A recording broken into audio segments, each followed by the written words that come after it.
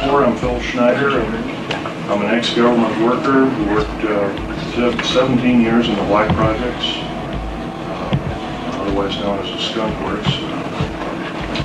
I worked predominantly helping to design and build extremely deep underground military basing. Thank you.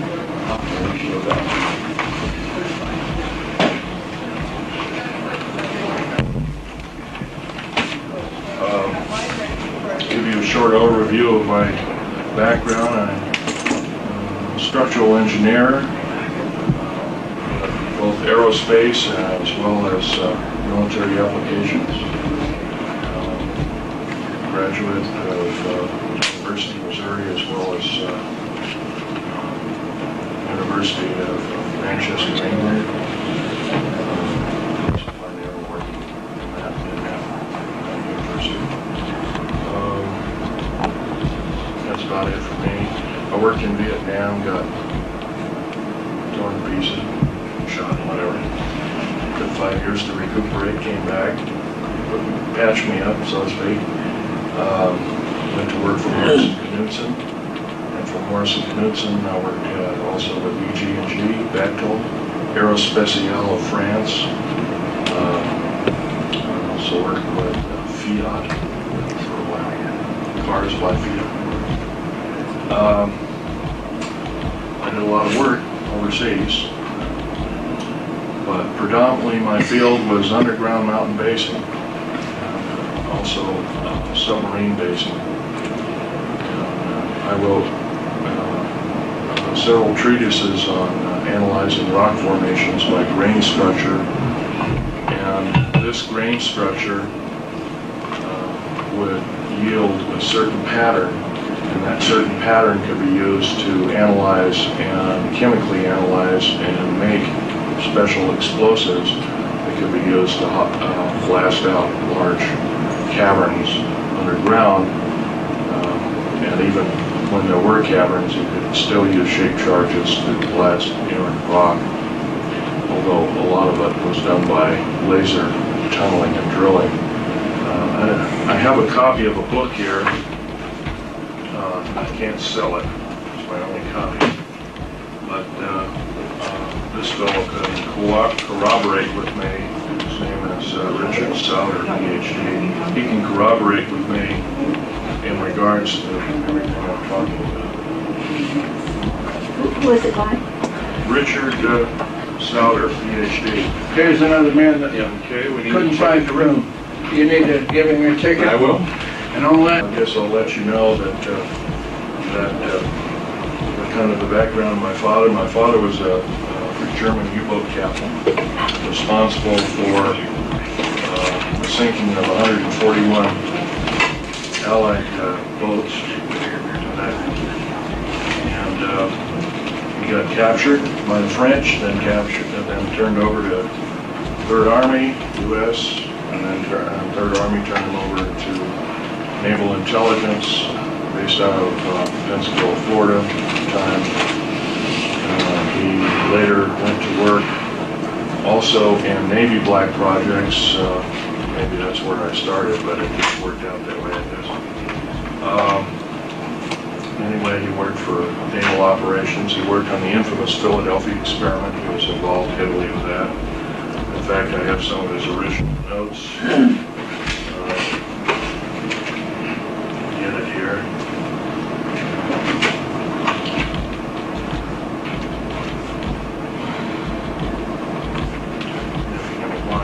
Wait a second here. I thought I included them, but I guess I didn't. Strange, they were right here, too. Oh, here they are. These are some of the original notes that he had to go to school to learn them at Berkeley. And they were discussing things like element 104, 105 way back in 1950, so obviously that school was a little more accelerated than schools normally of that particular day, both in atomic physics and also in time variancy. Anyway, my father continued to work in the U.S. Navy up until a couple of years before he died. He died 2 years ago, 1993, May of 93.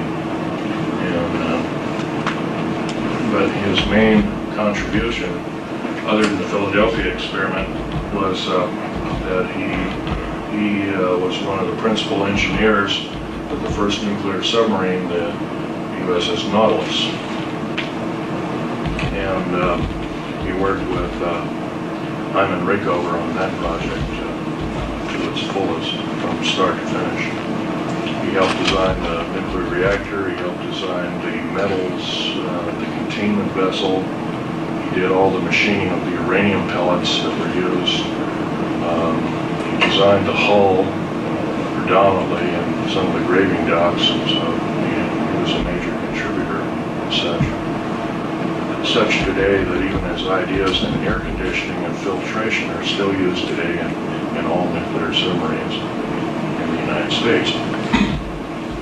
So, that's so much for my father. He taught me a lot. He's a pretty silent fellow over time. He told me that I shouldn't work in the black projects in the desert regions. Of course, I told him, I'm sorry, I have to work for a living. And in the early 60s, mid-60s, construction work didn't pay really tremendously. And that's where I got to start. One thing led to another. And when I went over to Vietnam, I got 10 times what a normal construction worker would get.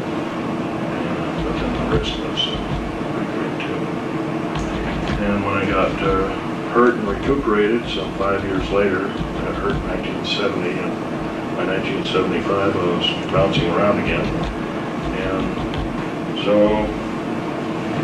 at that time I went to work for a number of contractors who were primarily underground base builders. And of course, I might give you a brief overview. The first underground bases were basically old gold mines. Just the tunnels were already there.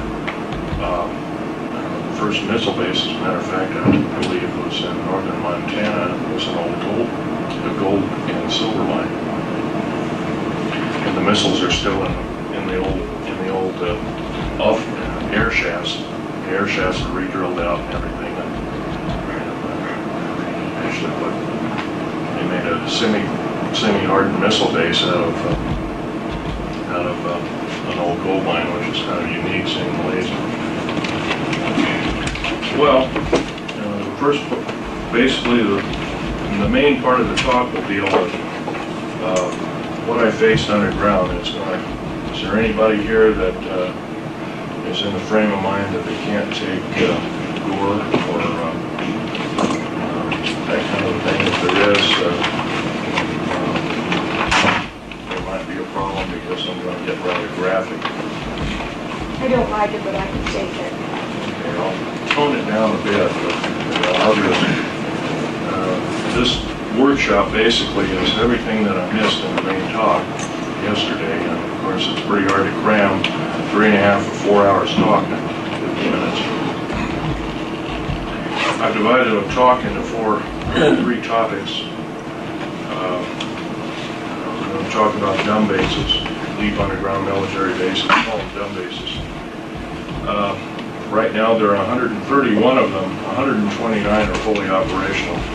Each one averages about 4¼ cubic miles hollowed out underground at an average depth of 5,000 feet down.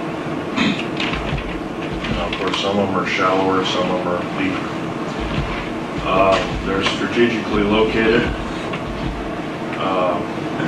They were initially built to protect the President of the United States and the government in general, the federal government as well as the political government. Somehow the sheer number of the 129 bases with basically the size of a medium-sized U.S. city is kind of unfathoming when you're dealing with maybe only 10,000 people in government that would be saved during a nuclear holocaust or war. So obviously these bases have other ulterior means.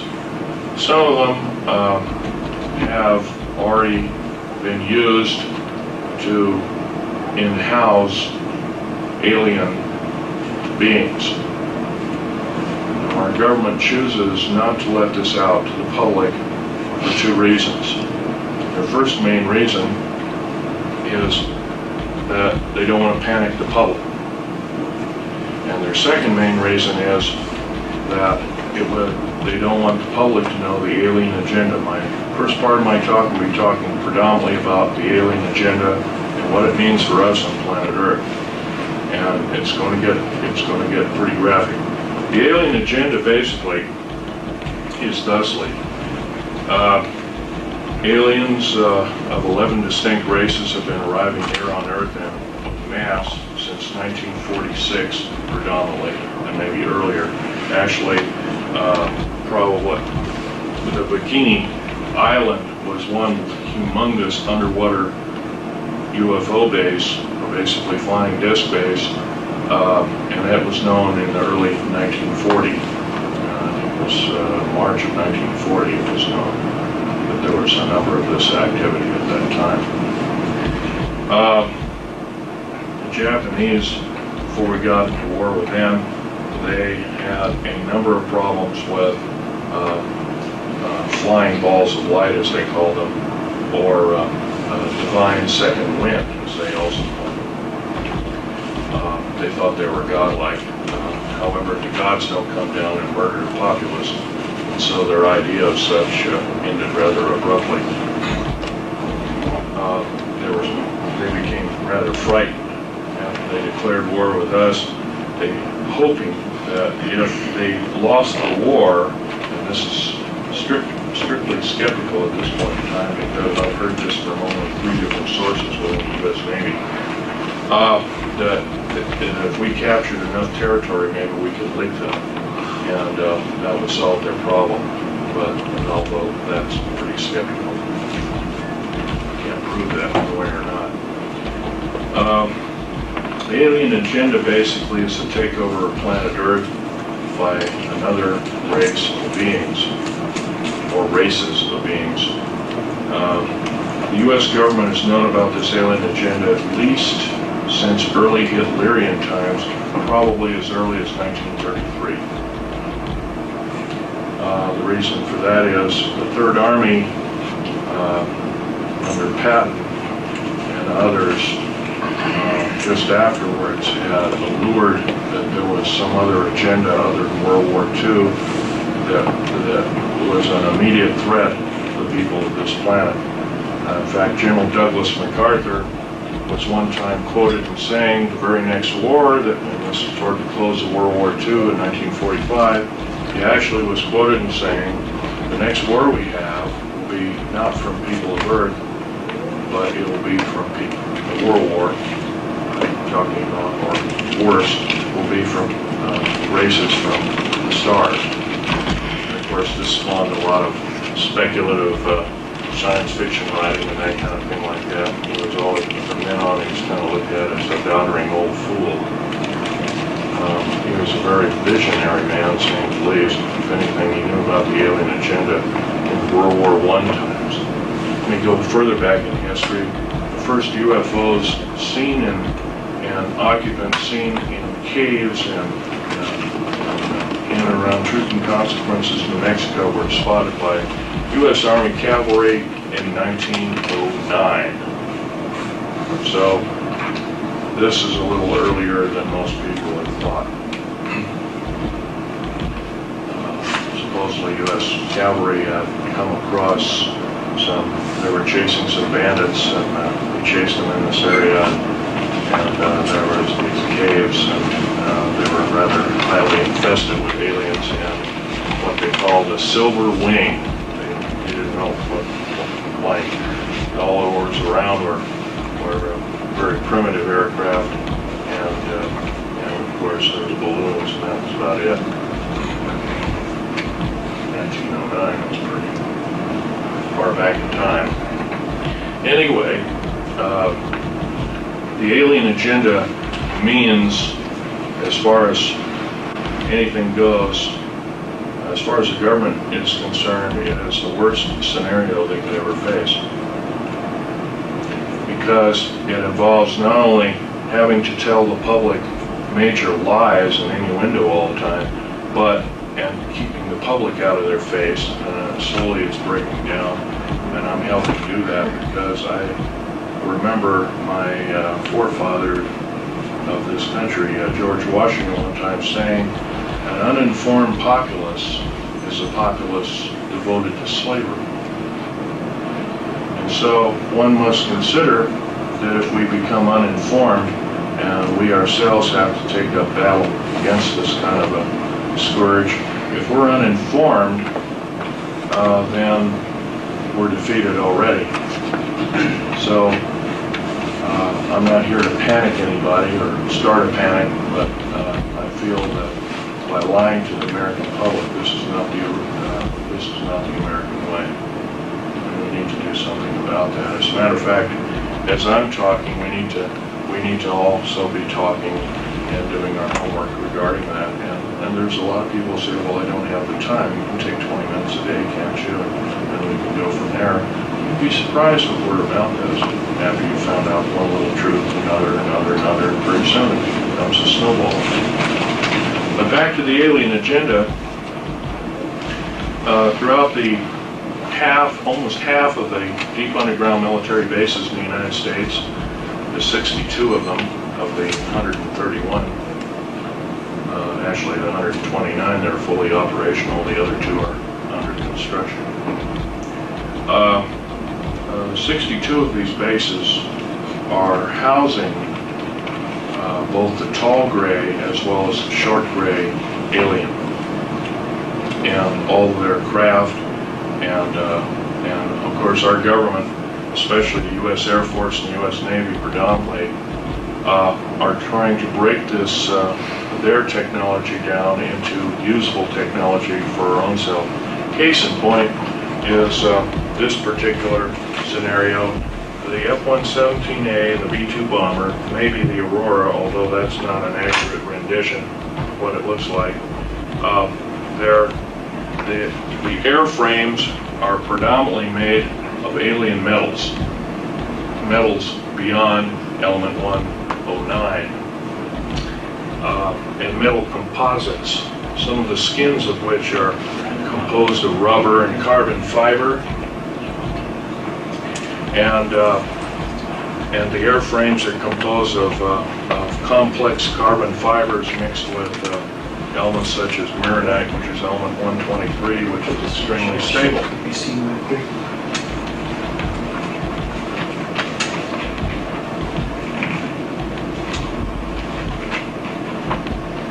I just kind of slapped this together. It's not quite as professionally done as these, but this was in Saudi Arabia. But at that time they had 58 of these. This was half the fleet. And I'll give you a few statistics that these aircraft can do. First of all, it's got a radar absorbing material, that's the coal black coating. It's a type of and in a while I'll get out some alien artifacts for you, some metals and some of the doping or painting that drips off of this when the aircraft is heated up to a white hot condition. And anyway, these are specially hangared. They have to be kept cool. They have to be kept at a temperature of 60 degrees roughly when they're not moving. There's faceting on the edges. The faceting is a scalenohedral crystalline form. It's a crystalline form that predominantly does not occur on planet Earth, and is an alien, once again, alien technology that has been adapted to Earth-type or terrestrial-type technology. These ideas were first thought of in Soviet Russia, and later they were adapted. They couldn't use that particular kind of thing in the early 70s, and so one of their scientists defected, came over here and started to work immediately with Lockheed. His name was Subakov, I believe was his name. Anatoly Subakov, Alexei Subakov. This fellow was also a pioneer and such. His name was Paul Benowitz. He was going to go public with the UFO and the alien agenda thing. He was a CIA pilot. He was also with the U.S. Air Force. Of course, they couldn't let that happen, and so they stuffed him in the trunk of a car one night, took him off to a mental institution, and made him into a mental vegetable. He can't even write his own name today. If it wasn't for a brother who spent $1 million and a sister looking for him, he'd probably still been rotting away in some institution somewhere.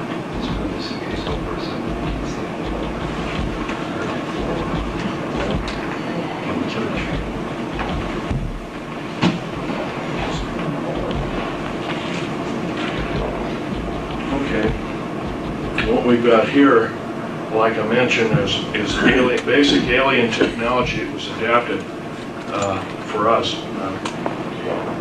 Paul Benowitz, once again, he developed the shape of this aircraft, as well as how the bombs were to be dropped. He was also into other projects through Los Alamos. This is in Saudi Arabia, and I'll tell you a few statistics about this during the Gulf War. Would you like to borrow this? No, sure. Thank you. During the Gulf War, this particular aircraft had 4 large bombs underneath. They were called smart bombs, cruise missiles, and also rockets and machine gun fire, Vulcan cannon style, but even more advanced than that. I don't really know quite about that. There was one pilot that sat in here. He literally had to be crammed in, actually right up in here. They had to literally wedge him in there, and took a certain weight and size of individual in this aircraft. And all the Computronics was made by Mitsubishi Computronics and Heavy Electric Industries. The jets were both turbine as well as nuclear powered for extremely high flight. By the way, the smart bombs that were used in the Gulf War, 58 aircraft ran 3,706 sorties or missions. 100% of the bombs hit the target. 100% of the rockets hit the target. Shot up, completely destroyed the Iraqi air defense systems. It was a 100% system. Only one aircraft suffered one small hit, or actually where a missile just barely missed it, and it just chipped out part of that, but the aircraft was able to make it home. It was a minor repair. The aircraft's back in service. But anyway, now there's some 179 of these built. They're building about one every other month, thereabout. They're a $208 million aircraft, while this one here is about a $188 million aircraft, and it's fraught with problems. Although recently, the F-117A, Black Jet as they're known as, originally housed at Nellis Air Force Base, Tonopah Test Range, S4, Groom Lake, you name it. These aircraft employed a 3-dimensional radar. Everybody else's radar was 2-dimensional. The Black Jets employed a 3-dimensional radar, which is far superior. And Computronics too also had a Cray system to analyze bombing targets, and it was also the first aircraft where the pilot wore a helmet. It's called psychoenergetic range finding. It's a copy from the Russian technology, Soviet-Russian technology, where a pilot can think in his own language and arm his weapons and pick his target from his computer. It's still employed in a second and third generation. It's extremely accurate. It cannot be faked. In other words, if another pilot decides to commit sabotage and jump in the cockpit, the plane plane won't even begin to run, let alone any of the missiles firing or anything else. So it's kind of a unique system. It's kind of like the signature gun. And of course, we've heard about those in different movies and whatnot. Now we have the Aurora, which is a trans-atmospheric vehicle. And the Aurora, there's 4 of them currently being tested. I know it's being refuted too by a couple of local gun shows before my lecture. He says, well, the Aurora doesn't exist, Phil, you know that. I said, well, really? I says, well, I guess you don't think this exists either. And that was a picture, that was this map. He said, no, that doesn't exist either. And I said, really? Interesting. I suggest you have a seat and learn something. But they have one surpassing the Aurora now. Yes, there are 2 other prototypes that are small space shuttles capable of speeds in excess of 40,000 miles an hour. And plus, we also employ 29 prototypes of flying saucer and are successful in piloting those at up to 90,000 miles an hour in the atmosphere without burning up. That's doing something, because when you push, you go beyond Mach 3, actually beyond Mach 2.7, you ionize the air around it, and you cause the elements of the air to actually catch fire, and you need a force field around that system to exceed Mach 3 or Mach 4 without burning up, because you'll be as hot as a glowing meteorite coming in at about 30 or 40,000 degrees. Anyway, the Aurora, there's 4 of them flying. They fly day and night. They have 12 people in it as a crew. They can have a skeleton crew of as few as 6. They can basically leave Tonopah Test Range at 7 o'clock in the morning, do a complete loop around Russia and China, take all the pictures. They're predominantly a spy plane. They can take pictures, come back for lunch. That's how rapid it is.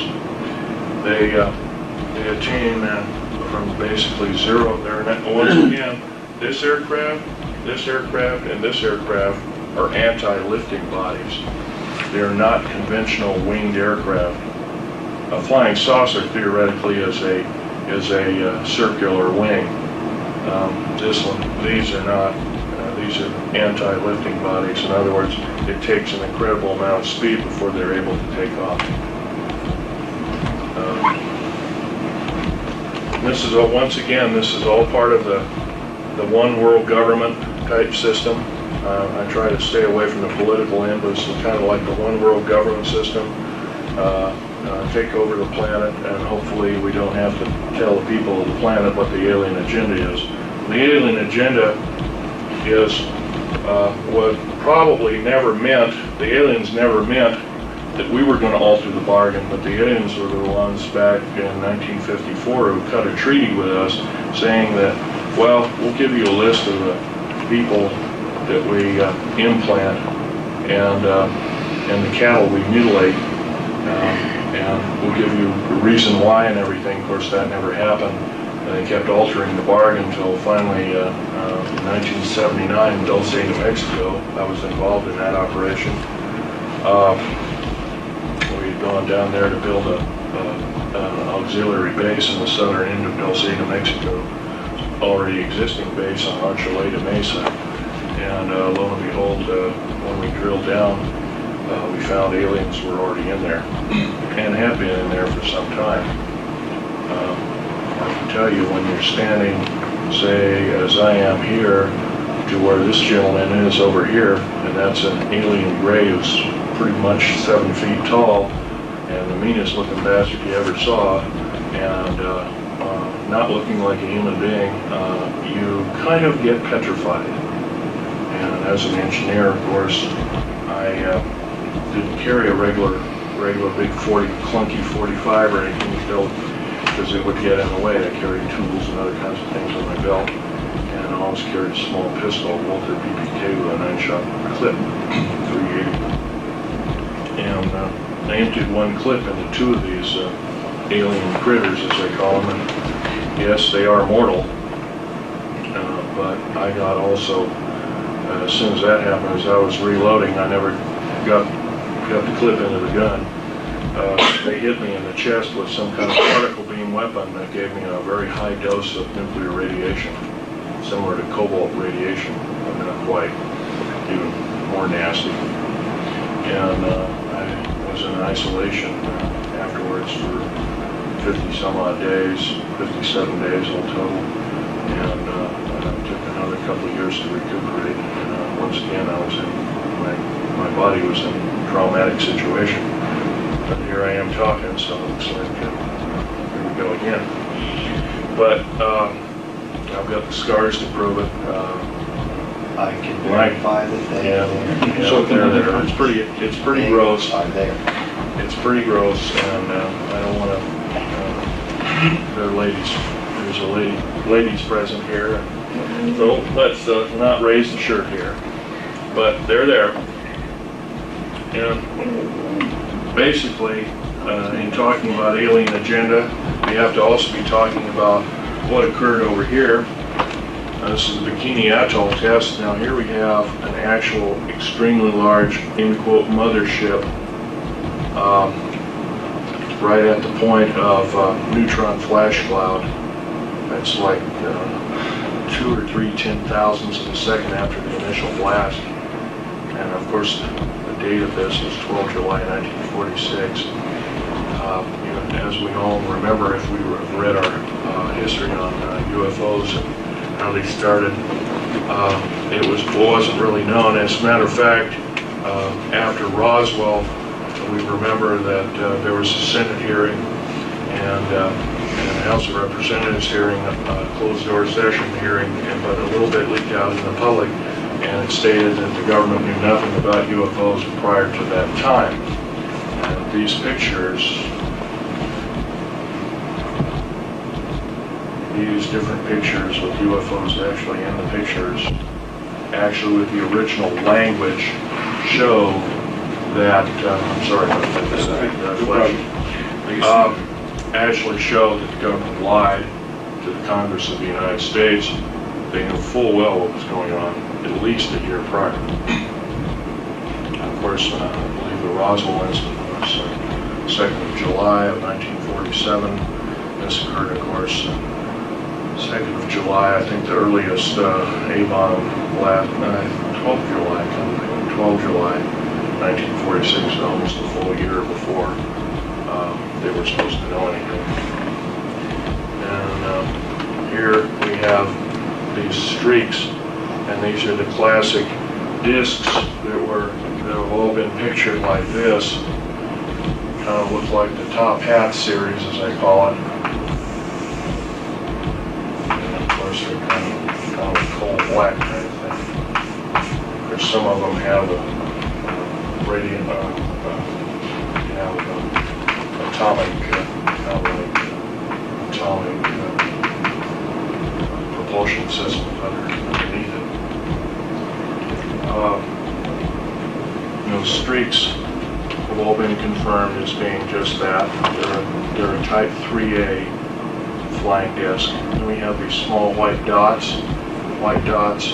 By the way, these guys here are receding from the ocean, taking the trajectory. They're getting out of there in the worst way. They'll probably not make it because of the radiation factor, but they're exceeding at speeds in excess of 13,000 miles an hour, and the white dots are exceeding 30,000 miles an hour as they're leaving, and they have actually changed the color. They've almost gone out of scope, and you're seeing a photograph, very rapid photograph of a blurred image.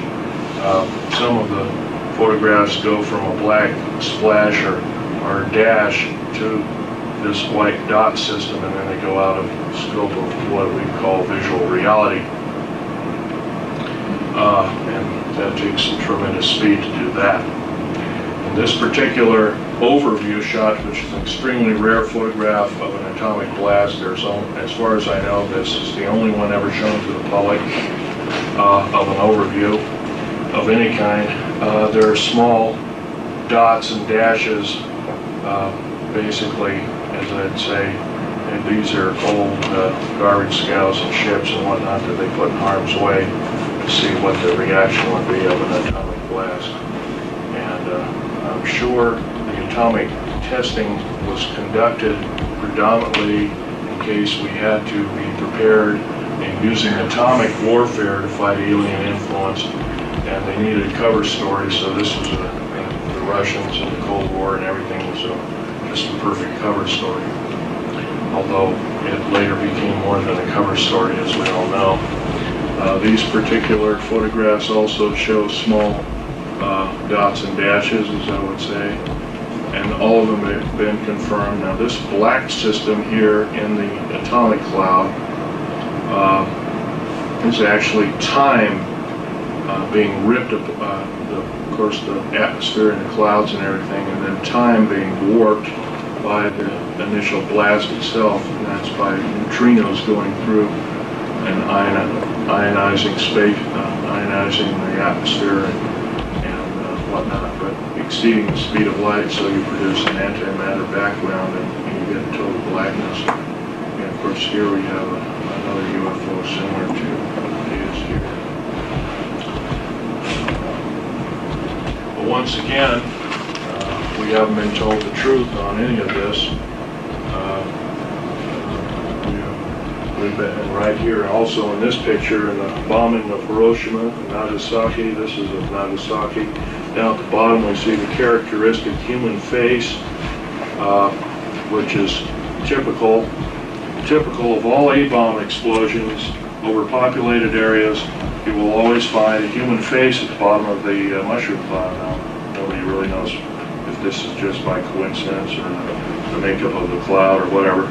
But these little dots and dashes, these white dots and dashes, are receding at better than 30,000 miles per hour, and they're UFOs leaving the scene.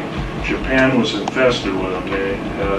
Their Navy had counted better part of 2 million of them toward the closing end of World War II. Once again, it's all part of an alien attack of planet Earth. It's been going on steadily since World War II era. It's still going on, only now is subverted into large groups of human beings being actually abducted and implanted, and that's according to the Roper report, which is part of the Remington Rand Corporation, who did the reporting, the Bigelow Holding Company. Now they're in a third generation report, and of that third generation report that was sent out to all the clinical psychologists in the United States, 110,000 of them, stated that basically women are being raped by aliens. And I know as fantastic as that sounds, it's backed up by John Mack, Harold Wire, who's an MD as well as a clinical person. John Mack is the most famous, but there's some 90 concerned psychiatric scientists who are trying to form an organization to prevent secrecy on the subject, because they have mentioned this is nothing but government-sponsored rape. And 99.3% are women, 0.7 or 0.7% are men that are abducted, implanted. So it's predominantly a female type monitoring system. So once again, the alien agenda is to disturb the natural progress of the human race, and two alien agenda means. And of course, there's another thing to mention: any outer space alien, regardless of who they are, how benevolent or how evil they are, they're a biological hazard, because we have no defense against their germs. Absolutely none. In fact, they can kill us just by being around. I developed something like jungle rot. I still got it on my feet and on my back, and because of the Dulce, New Mexico thing, I get free hospitalization for the rest of my life. I'm a good guinea pig, I guess. But theoretically, that's from being around inside that cave at that particular time. That's the first time I've told any of you people that, but that's basically what it's all about.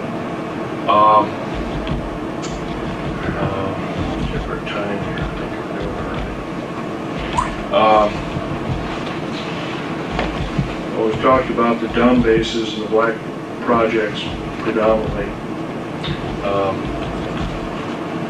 and the alien agenda. I would like to stick to another subject. It's called Strategic Defense Initiative. Of course, this could very easily be, as mentioned by my late friend Ronald E.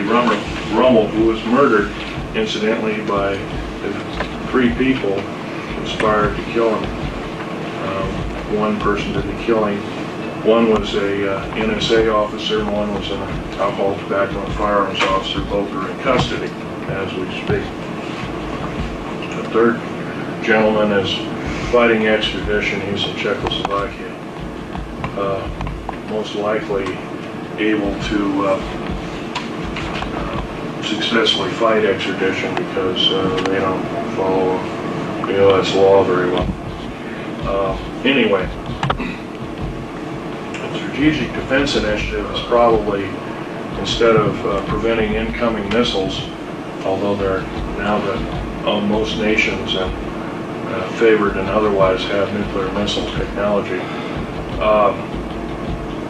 is probably some form of outer space defense against outer space attack, and it's pretty primitive indeed, but it's better than nothing.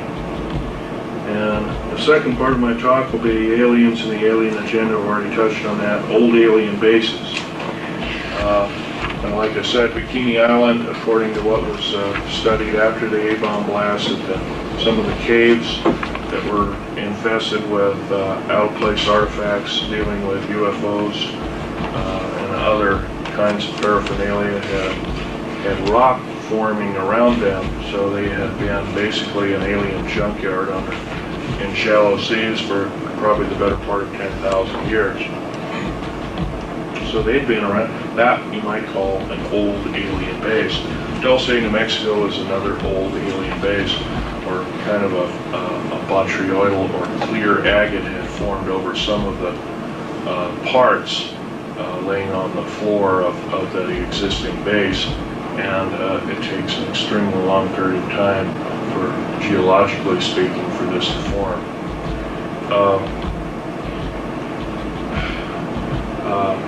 The aliens have probably been here the better part of at least 500,000 and maybe as much as several million years, although I have artifacts here which show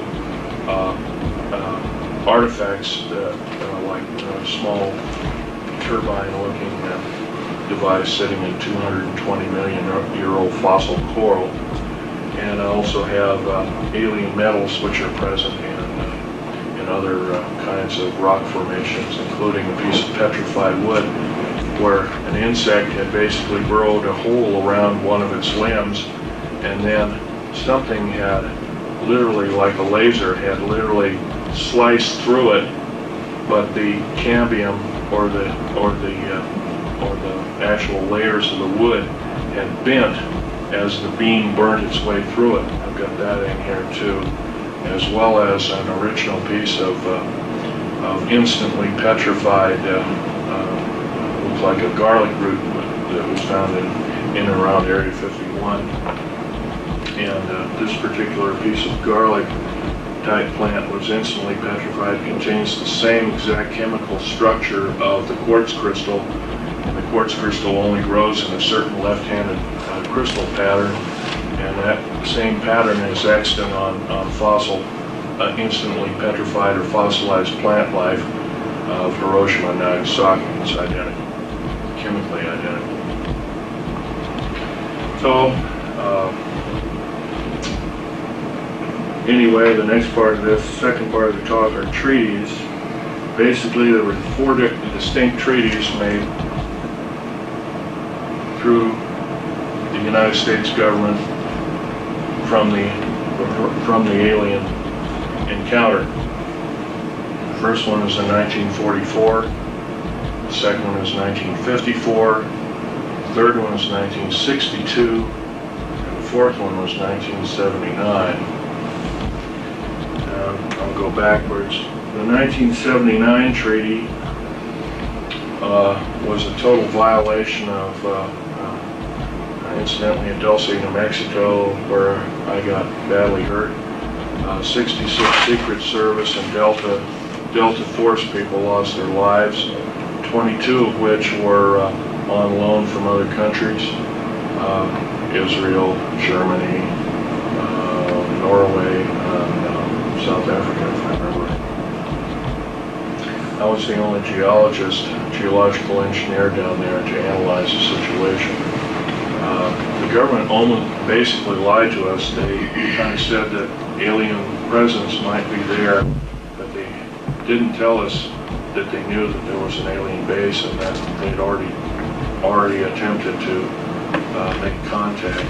And of course, this was disturbing indeed. In fact, a couple of the engineers who managed to survive put the project under duress. Another part of the talk are the intelligence community.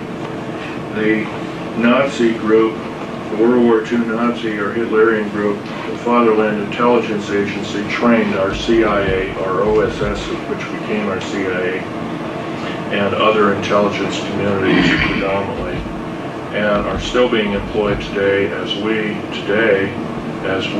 in quote, the federal government today trains Bosnian troops on American soil, and from what I understand, that's totally illegal, and that's another topic. Now, the third part of the talk is the types of aliens. The large gray two large grays that I shot and killed, I can't tell you how ugly they were, and I can never tell you how graphic the stench was.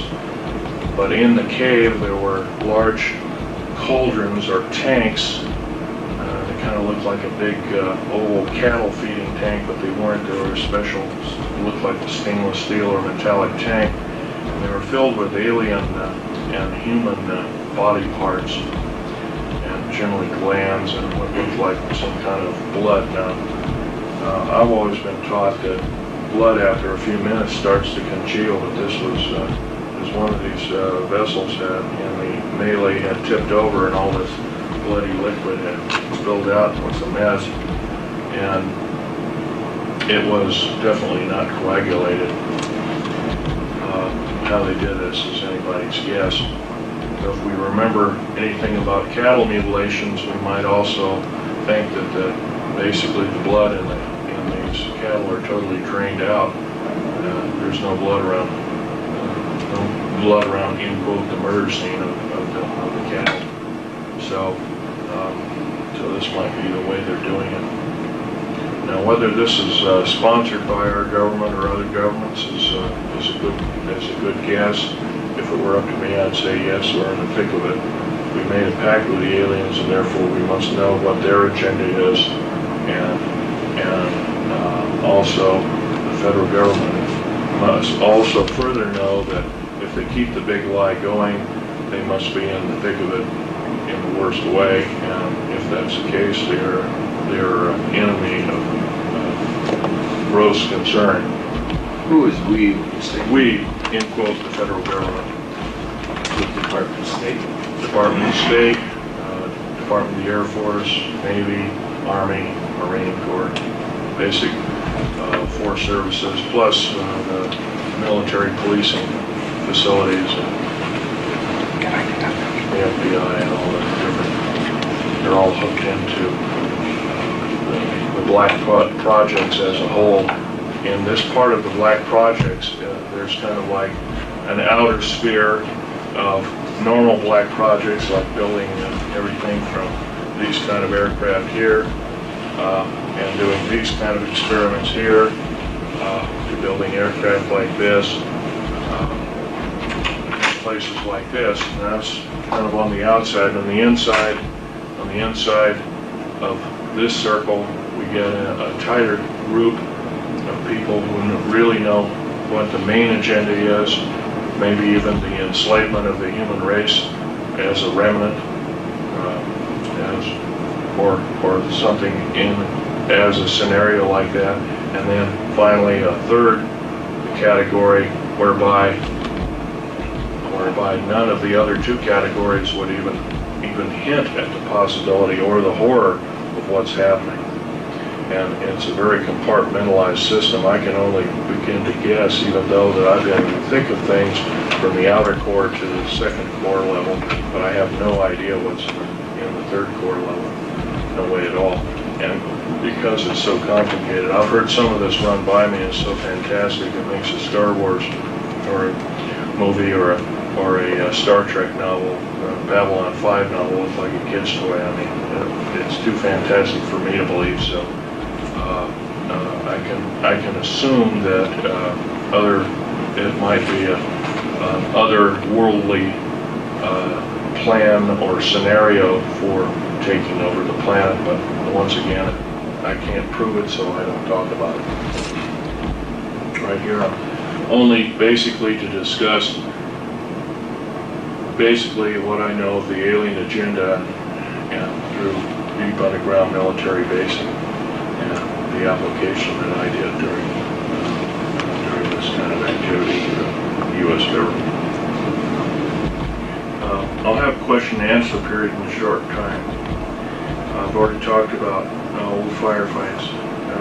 I will tell you right now, I'm breaking major federal law. I'm breaking my entire security oath system. Security oaths, in fact, here's a copy of my 1985 security clearance. You might zoom in on that if you care to. Can you do that? Yeah. Tell me when. Okay. And of course, it's got a picture of me. It's got Department of the Air Force. It's got a control number here. It's got a digital control number and name here. It's got a UPC stripe here. It's got a level L. That was only issued to people that worked at Groom Lake and Area S4. And R, restricted zone R4808E. This is a computer chip camera in the card itself. You didn't wear the card like you wore another security card. This one wasn't worn. This was used to get you into the main gate. And there was a large machine. I can't draw it. There was a large machine that looked like a kind of like a curved. The bottom part you put the card in, and you put your thumbprint on. You're supposed to actually. Some of them had two of them. I don't have a second thumb, so this one was made with one. There's normally two here, and the L for a normal person would be up through the UPC stripe.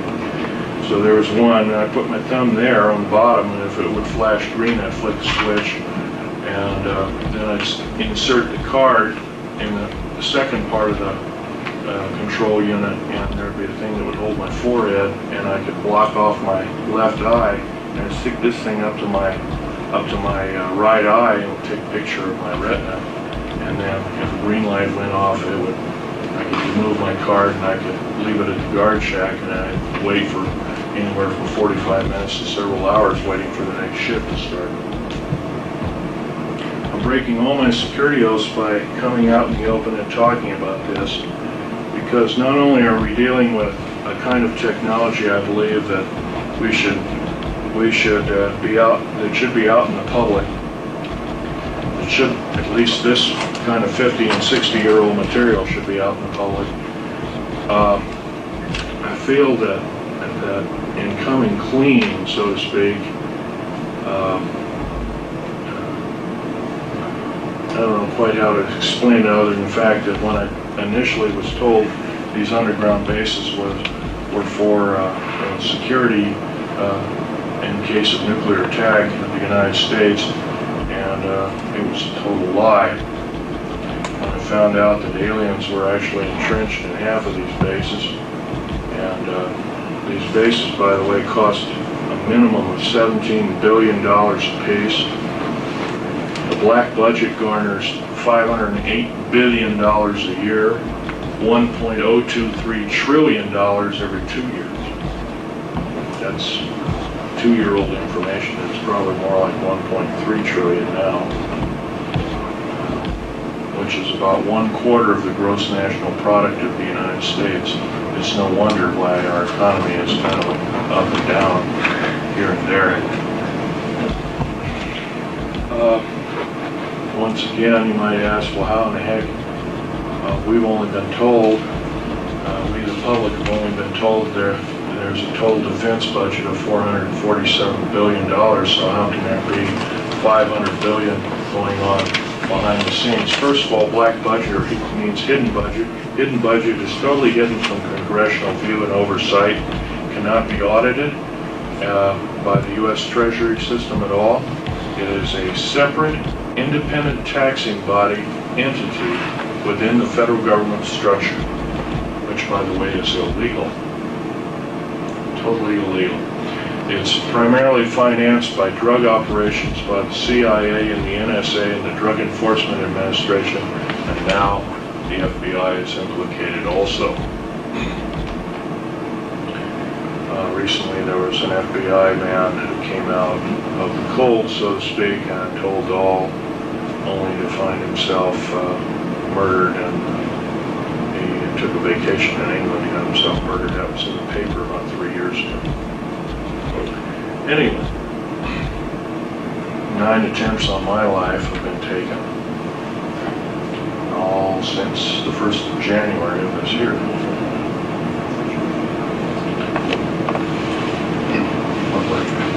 Well, I've been shot at, been run off the road. 3 times I've been run off the road, one of which is I'm a very good driver. I used to race cars for somewhat of a hobby type living. I used to race everything from Formula 1 on down, motorcycles and stuff like that when I was a kid, so I lived kind of on the edge all the time. So I became a very good driver, a very defensive driver, and so if somebody's trying to run me off the road, like before my Vegas talk, I dropped a friend of mine off at 29 Palms area and saw another friend in the Marine Corps hospital who was dying of cancer. And on the way out of there, you have to skirt around a whole mountain range. You just can't take the easiest way in a straight line out. It'd be nice, but it doesn't work that way. You have to skirt around these mountains. And, I had a Ford Taurus with a police interceptor motor, and roughly an 8-liter motor. It's a real monster. And there were 2 long Ford E350 vans, and they all had Air Force markings on them. They all had guns, and they were all shooting, and they were missing. And I flew by them and took a picture of their,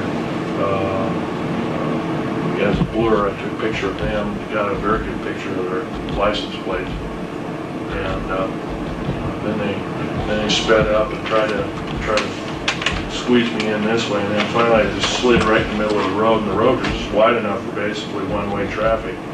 And one of them rolled over and kept going down for about 300 or 400 feet down a very steep ravine. The other one was a shallow ravine about 10 feet deep. And I just kind of peered over, unhooked my seatbelt and peered over, and there was a big fire started on down there. I could hear people screaming, but I'm sorry, it's their deal. I just kept on going. That was one way. Recently I got shot at when I was with a retired FBI agent. We were going to go to a Patriot talk show down near Salem, Oregon. And I got shot here, here, and here. It's what's called the CIA cocktail. I don't have normal ribs after Dulce, New Mexico fiasco, where my ribs were burnt and cauterized, my fingers are burnt off of me, etc. I have a plastic plate in here, a nylon plate that has bumps on it, looks like ribs and everything. So those bullets just kind of just lodged in this thick, 5/8" thick plastic, movable plastic thing on the inside, and that was dug out. And once again, here I am recuperating from another problem, and all because I'm trying to bring the American public, and I love my country more than my life, otherwise I wouldn't be doing this ridiculous group of things by coming clean, but I feel I have to because the American public was not only been lied to, but when I was asked to,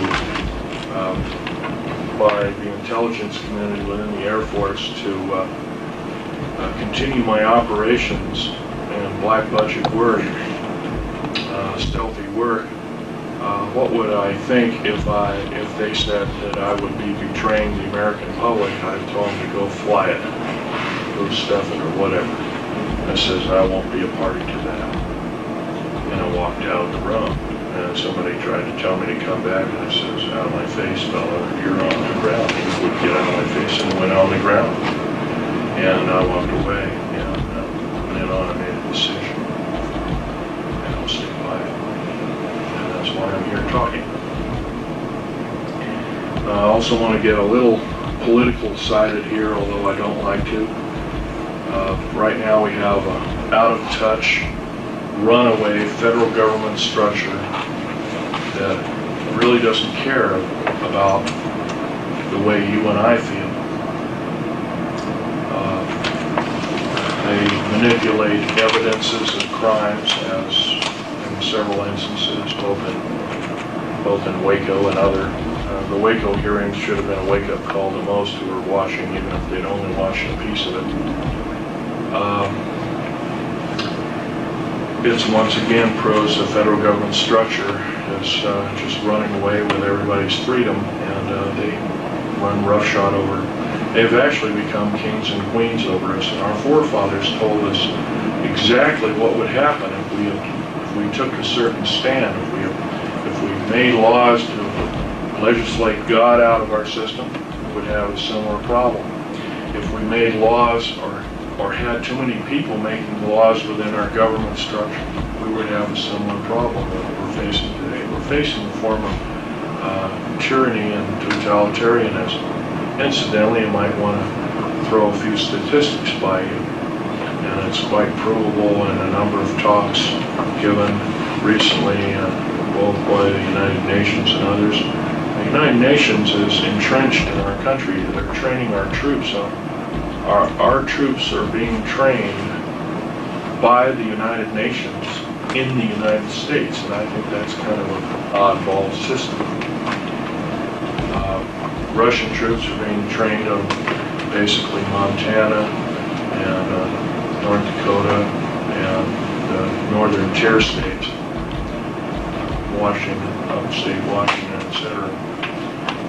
There's a stockpiling of Russian tanks and hardware by the U.S. Army. For what purpose? Also, we have purchased at the cost of some $38 billion all the Russian nerve gas.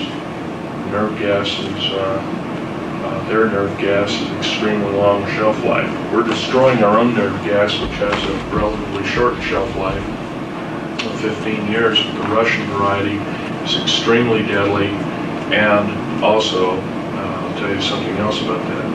The Russian nerve gas is composed primarily of glandular secretions, and they even mentioned that as they were downing flying saucers within their own country, they found a way of making chemical weapons from some of the alien cadavers and that kind of thing like that. So from some of the glandular excretions. So once again, biological weapons against the people of the United States. There have been other talks given by other people alluring to this, including Ted Gunderson, who's an ex-FBI agent, who's got tired of the federal government tromping on him. And another ex-astronaut by the name of James Groden, not the Groden of Alternative 3 book fame, but this is another Groden. A number of key government people have started coming out slowly, but unfortunately it's at a snail's pace. I'm the only one that ever worked and had a level 3 security clearance that came out from the cold, so to speak, and completely laid everything open to the American public, or any public. something like this was tried in Britain and in France, but the person got jailed. Incidentally, I can't be charged with espionage theoretically because according to our, including one person who said, oh, this place doesn't exist. Well, it's on an aerial map, kind of different. If it doesn't exist, then I'm just full of you-know-what, hype and hooey, so to speak, and I'm just crazy or something like that, and so be it. And if it doesn't exist, it doesn't exist. And how can I be charged with a crime on something that doesn't exist? Another thing is that to be guilty of espionage, you have to sell for dollars or cents or some form of monetary gain the information that you impart. I'm not doing that in any way, shape, or form. The talk, the lecture, isn't counted. It's actual exchange of money by another individual for the information, for the proscribed information.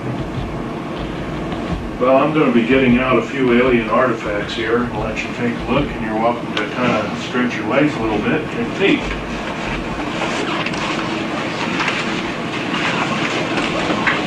Clear off some of these things here so you can see them.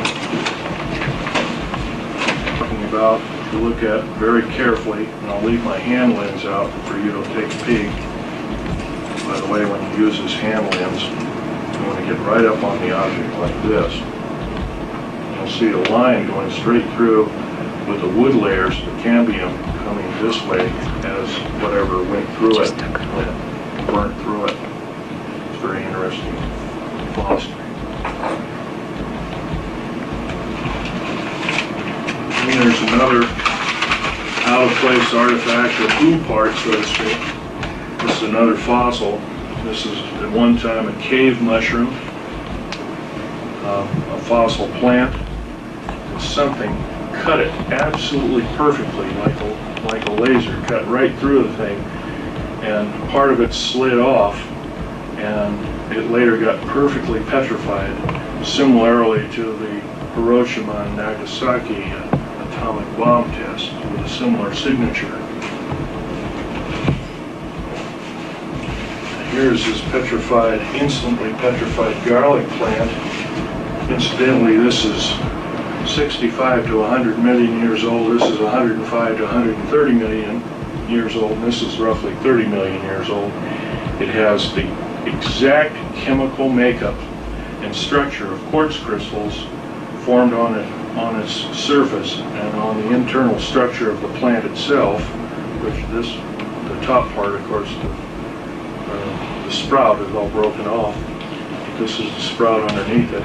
And the quartz crystals are identical to material found at Hiroshima and Nagasaki after the three-drops bomb.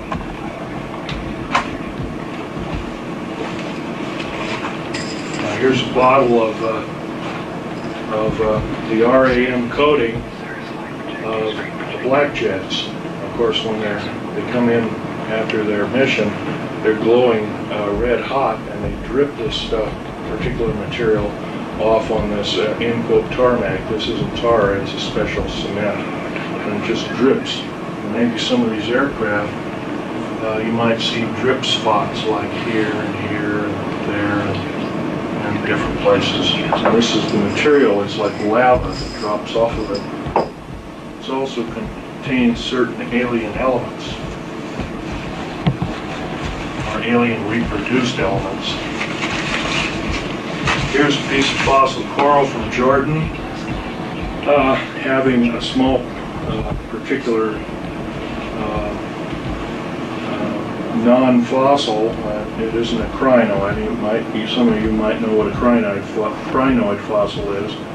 It's kind of like an underwater lily or plant, seawater lily, but this isn't it.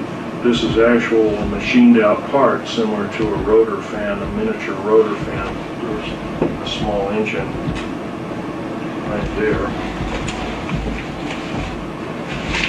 This is element 123, which is also in topoline, topoline and element 123. They're very much heavier than uranium. They're island of stability elements. They're, by the way, these pieces of metal I've purchased with my own money when I worked for the government. As they were test samples, they never bothered to pick them back up, nor did they pay me back for them, so they're my property. But it's a golden orange metal. The pure metal is pure golden orange, and like lead, you can just carve it. It's a very peculiar metal indeed. Totally stable, cannot be isotoped. Element 123 with an atomic weight of about 320, and here it is. It's almost twice the weight of uranium. Where did that come from, Phil?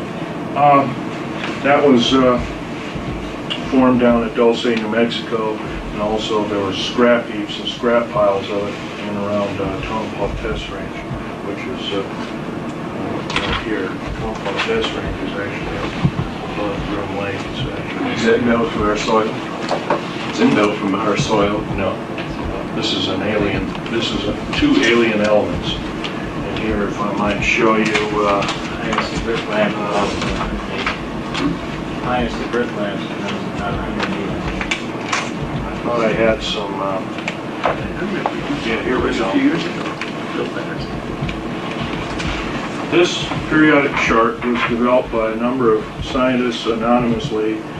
Don't want their name revealed. Of course, all we're familiar with is element 103, and that's been around for a long time. And a couple of these are made in Russia. These that don't have any name, they're very short-lived indeed.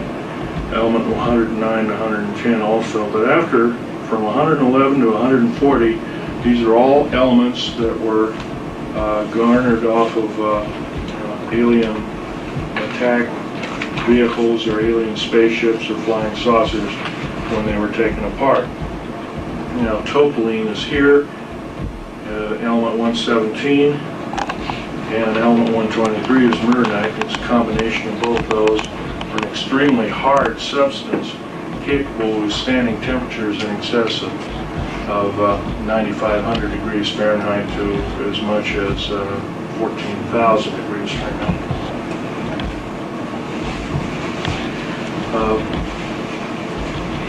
This piece of material is it's a kind of in a fleur-de-lis pattern. This kind of material is lighter than lithium. Of course, lithium is number 3. Might want to point out it's number 3 on the scale. It's a terrestrial element, but this is somewhere between 2 and 3, between helium and lithium. It also is an alien element. It's what they call a mixture, an admixture element. It's extremely light, and it's used in the airframes of all black jets and F-117A, B-2, and B-1, B-2, and B-30, or the Aurora series. And it comes in a scalenohedral-crystalline form, which is alien. It's kind of a dead giveaway. Here's a tabular scalenohedral-crystalline form, 4 times the hardness of a diamond, 4 times the tensile strength, capable of withstanding temperatures in excess of 45,000 degrees Fahrenheit before chemical breakdown. It is used in the window the small slit windows. They're in the underbellies and the blackened out windows of the actual cockpit, although most of these pilots fly blind. They don't ever see anything from the ground. So this kind of that's also an alien material, and it is element, if I remember right, it's element 113. Here's another alien element formed in the confines of outer space. You might ask, what are we space shuttling with all our shuttle missions? Of course, we're being lied to every time they talk or open their lips, open their mouth. The same crystalline structure is here as well as it is here. This material is the hardness of a diamond. It's also used in the rotor and propeller shafts of propellered aircraft or rotored aircraft. It's also used in high-speed drills and other kinds of things like that, which are used to make holes in metals that cannot be touched with a welding torch. And this, of course, is that hunk of metal. And I have a real treat here. When I was 14 years old, I was with my father, who was talking to a Sir Johnny Rawlins, Johnny H. Rawlins, who was a British naval sea lord, and he had collected some of the crash retrieval objects of the infamous Roswell crash, and these are actually little bits of the skin that have. And of course, you remember the skin, you couldn't bend it or cut it or anything. The way they did this, of course, they dropped liquid nitrogen on it, and they used a hammer technique of shattering it, and it became brittle.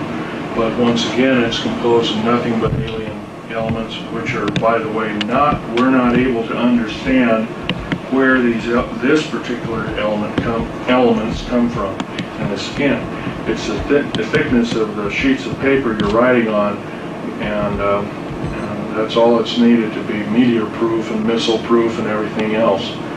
And these things have crashed, of course, and they've also been shot down by luck, predominantly not by skill. And I'll let you look at that, but you can handle these other things, but don't handle this. You say they've been shot down, Phil. How would they have done that with a Charge projectile? Charge particle and beam weapon, as well as a railgun. Reusable railgun. And That works so like the shot's done, you spray it out. no, not really. A railgun is an electronic gun that shoots a projectile of about 25,000 miles an hour, much faster than any rifle. I'll have a question and answer period. You can come up, take a look at these artifacts. Here's a couple of magazines. Spotlight. Anyway, here's the Alien Digest that got my friend killed. Here's some of my father's notes. Those are blanks there, but there's the famous Popular Science about secret airbase. By the way, if it doesn't exist, how come they printed it? Here's a Nazi saucer. That was done by Vladimir Trzersky, who was a Russian space engineer of some fame. Here's the new periodic chart of the elements. And you can go ahead and look through it. Incidentally, here is a unique piece of hardware too. It's an ordinary gold watch.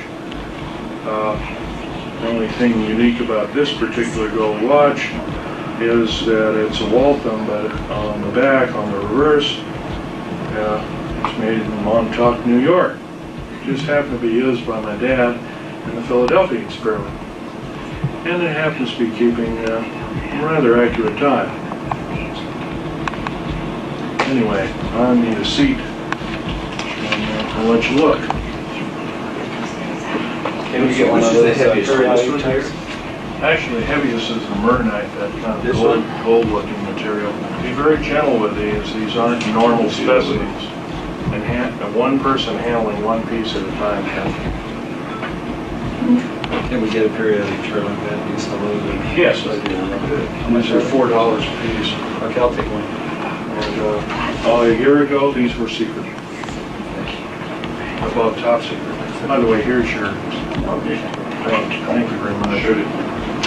Let's see what gets over here for you. They want to see the skin of the ship. After we take a look, and ask you to take your seat, and we'll have a question and answer period, and then I'll wrap it up. Okay.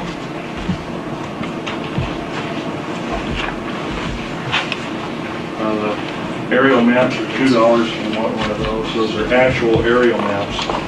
used at Groom Lake, and those were made in 1966. Also have portfolios of selected pictures of the atomic bomb blasts at Bikini, as well as Val Thor. And if there's some of them that need labeling, I'll label them for you after the talk. Do you have one like that?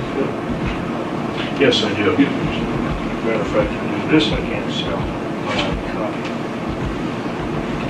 Take a look inside of that canyon, so to speak.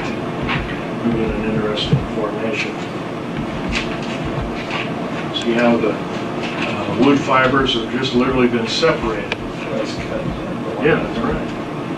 Of course, you've heard about straws and going through telephone poles after a tornado. Well, maybe this was that kind of a thing, although it seems really remote. Are those $20? Yeah, these are $20, and they're a select group.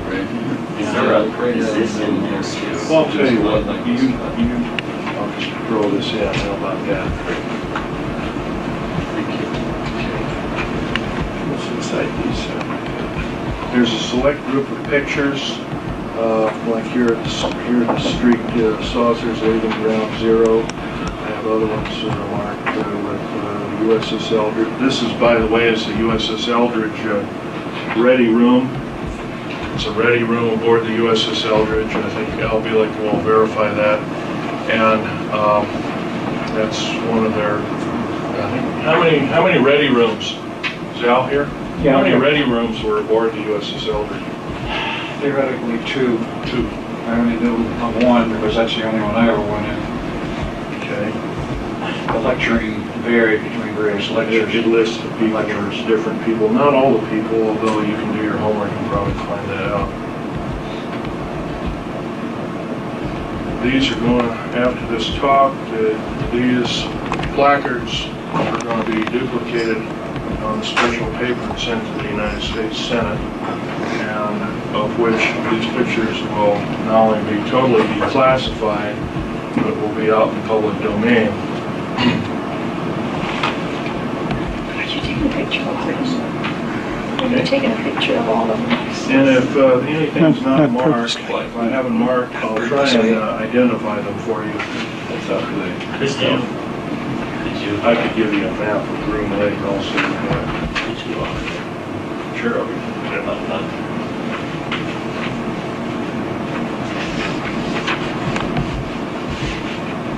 Again, doesn't work.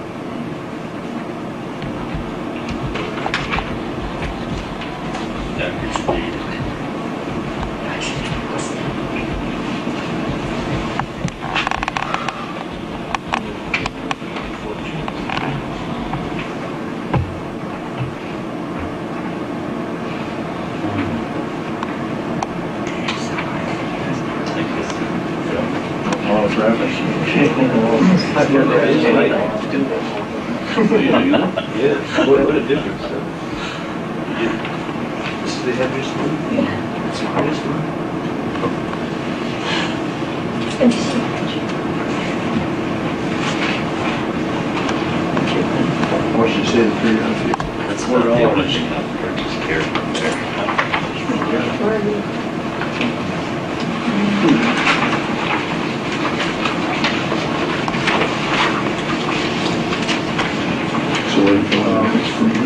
From here I give a couple more talks. I am uprooting myself. I'm probably going to live in Idaho. Want to go through a boat? No, I don't think so. I'm probably going to go on. It is there. Shame, I kind of like the guy actually. This is the stuff that zips off of the stuff? Yep, it is. And what is that called for? It's called RAM. I call them the fellow who sent them to me, the Aurora drops. Sent to me by the base commander, believe it or not. Because I did enough work on this. I helped do a lot of aerospace applications. Anyway, radar absorbent material. That's about it. Incidentally, you can take your portfolios and copy the actual Joint Army-Navy Task Force language under those photographs, and that's the official language. I've stuck my own wordage. You have all that in there? You don't have all that in there? Yes, well, I don't have all of them, but there's a select group. We can look through it and see the different ones that are selected.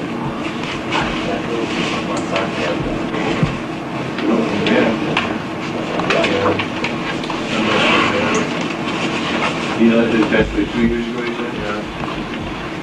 You got A-bomb disease, aplastic anemia.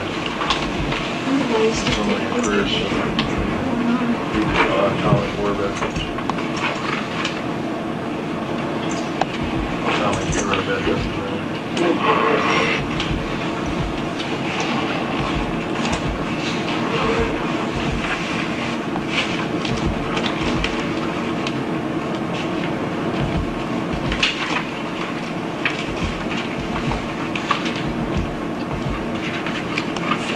Pardon me, but I'm going to take a seat. My back and my chest still hurts.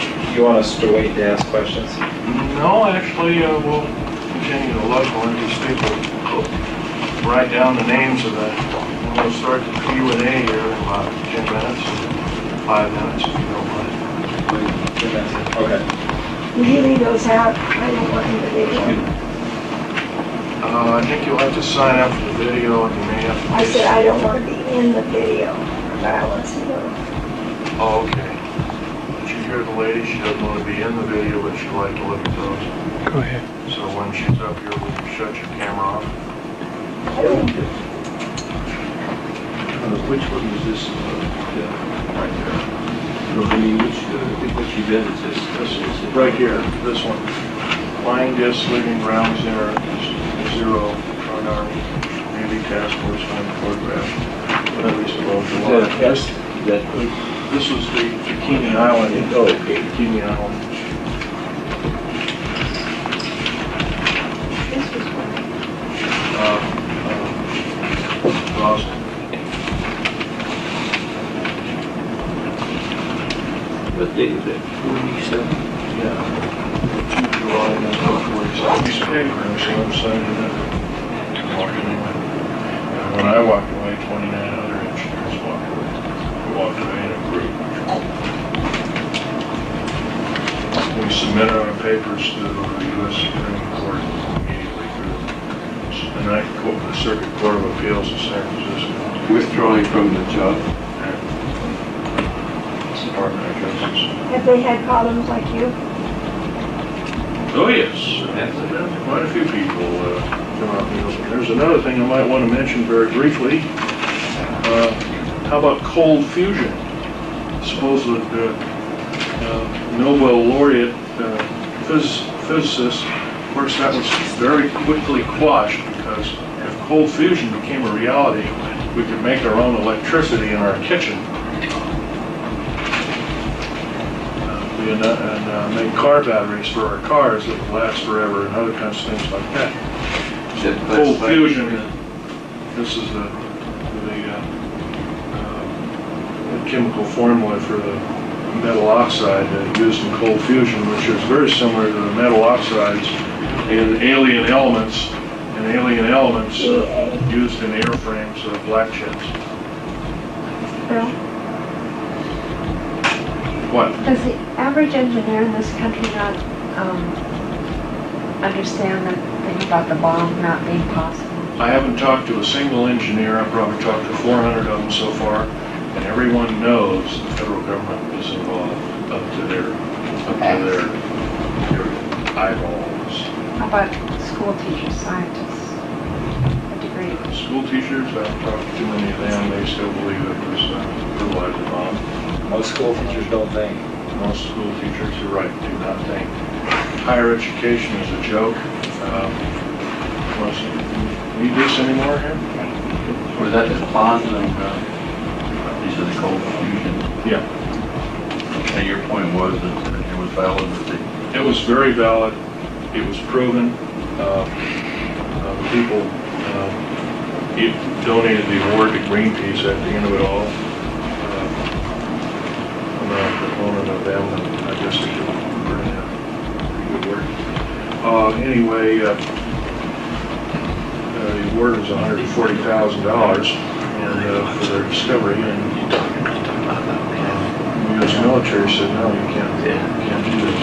Now they're working with Cold Fusion with Japan. The information is forbidden to be told the public of the United States. Once again, we're treated as babies and children by our federal government structure and told that and lied to and saying that this is a bunch of hyperbole. I'll tell you folks, if we don't do some serious changing and talking in groups, maybe in small groups like I'm doing, but maybe not coming, have to come clean or come out of the woodwork, so to speak. But you have to talk in groups of what you learn. And if you do this, word of mouth is a wonderful thing. And from that, we might be able to continue and have our freedoms that we so aptly take for granted in these wonderful United States. And I've been in over 70 countries. I've never found another country as beautiful as the United States. Well, Einstein, shortly after the first bombs went off, said that Now we're going to have the question and answer period. And when it came to the nuclear, you can find all this other. It's got to be discussed in every village squares. That was 50 years ago. question and answers, folks. If you got them, let's hear them. I was reading in that underground book, that I purchased a couple of days The Richard Sauter book. Yeah, and he was talking about, I've been interested in the underground railroad system ever since I heard Mel Bailey talk about it about 3 years ago. I helped build the tunnel. But in the book, they don't tell anything about the newer drills that build the tunnels. There are no drills.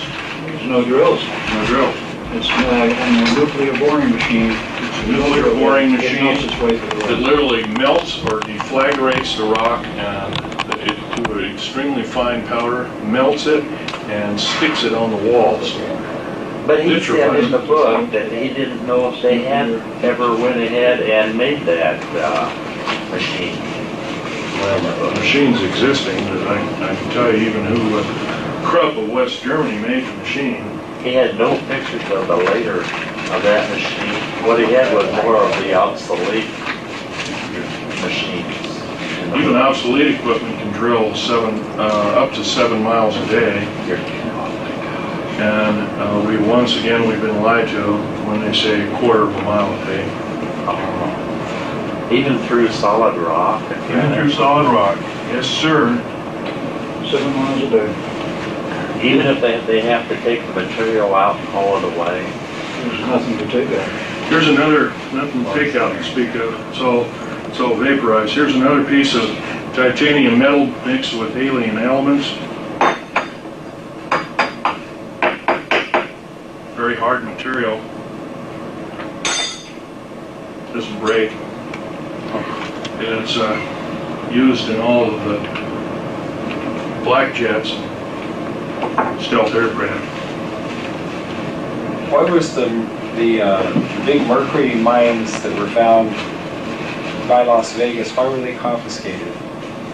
They run very deep. For one thing, they were used for everything from atomic waste disposal to putting bad news aliens in, making a little jail out of it, I guess, if you wanted to call it that.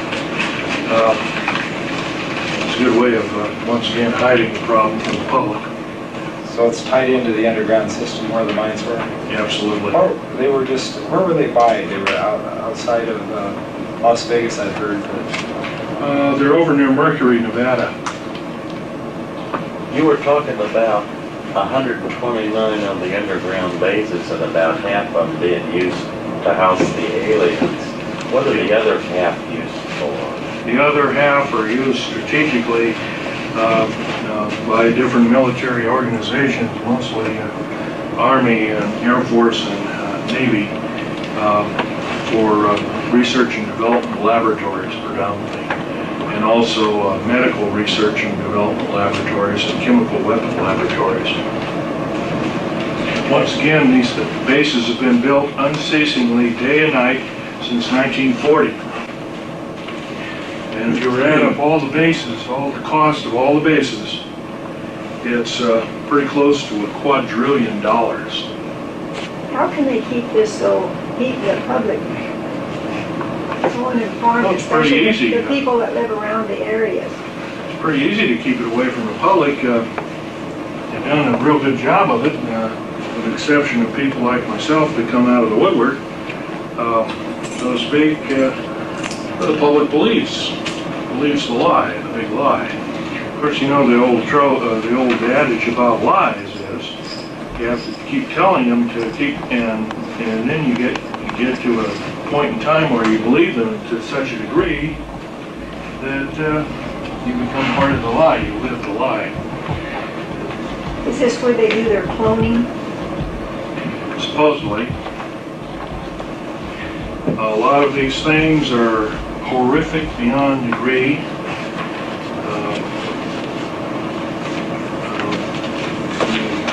Traumatic events that I went through caused me to get professionally taken care of at Bethesda Naval Hospital, among other places.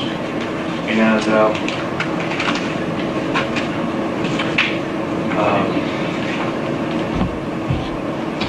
that gave me something like battle stress or delayed stress syndrome. I learned to slowly work my way out of that.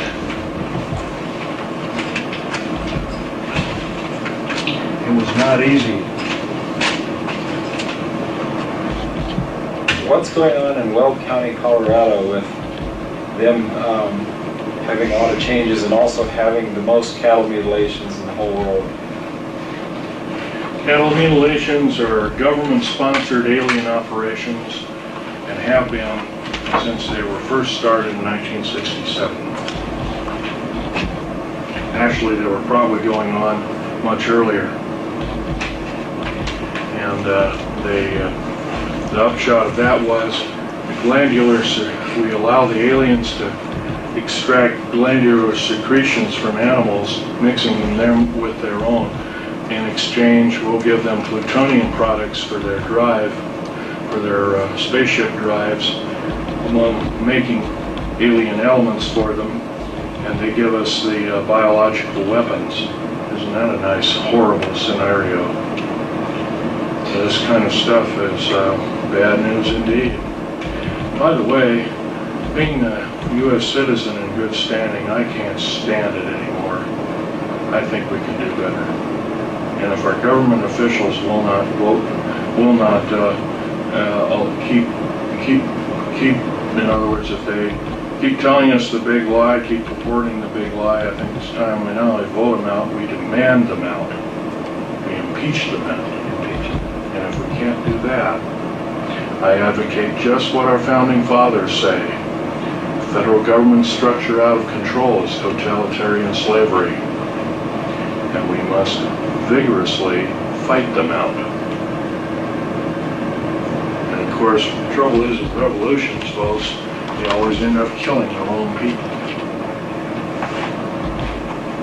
And I don't advocate the overthrow of my government. But right now, my government is not in touch with me, or you, or anybody else.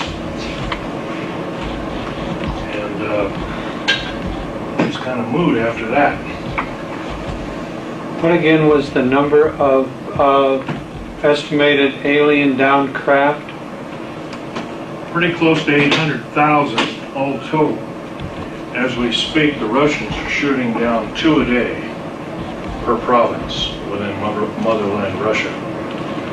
The Southern Hemisphere, 6 per day. The United States, 1 per day. And Europe, 1 per day. It's a full-scale invasion. Just because you don't see them over the White House. By the way, you wonder why don't they, well, Billy Meyer sees them, different. But first of all, of the 11 groups of aliens there are, 4 of which are benevolent, 7 of which are very evil. Can you expound on the ones that are good or benevolent? Well, the ones purported by Billy Meyer are the Pleiadians, Pleiadians, from the 7-star cluster, the Pleiades. That's one of the groups. There's another group from the other side of Orion, another group from about 3,500 light years out, supposedly still with us. I don't remember their name offhand, but they're a very small individual, human-looking but childlike, but very large cranium, very large heads. IQ is off the scale, and they can do no wrong. They're of the angelic type. They don't fly around with little wings or anything. By angelic, I mean that they can't do wrong. They physically can't Probably do what wrong. inspired Spielberg and They weigh about 30 pounds. E.T. movie. Probably inspired them. How about the fourth one? Well, the fourth one is really 2 groups, and they're extremely tall individuals. They're ocean, predominantly ocean, deep ocean. They live in deep oceans, and they basically harvest our minerals, and then they're kind of, you can see, they're always in oceans of below 20,000 feet. They're these 2-tiered antennas found, and of course our submarines have found them years and years ago. In fact, during World War II, some submarine warfare and encountered several at very shallow depth. They didn't know whose weapon or whatever they were. Are the aliens our biggest threat, or is our federal government the biggest threat?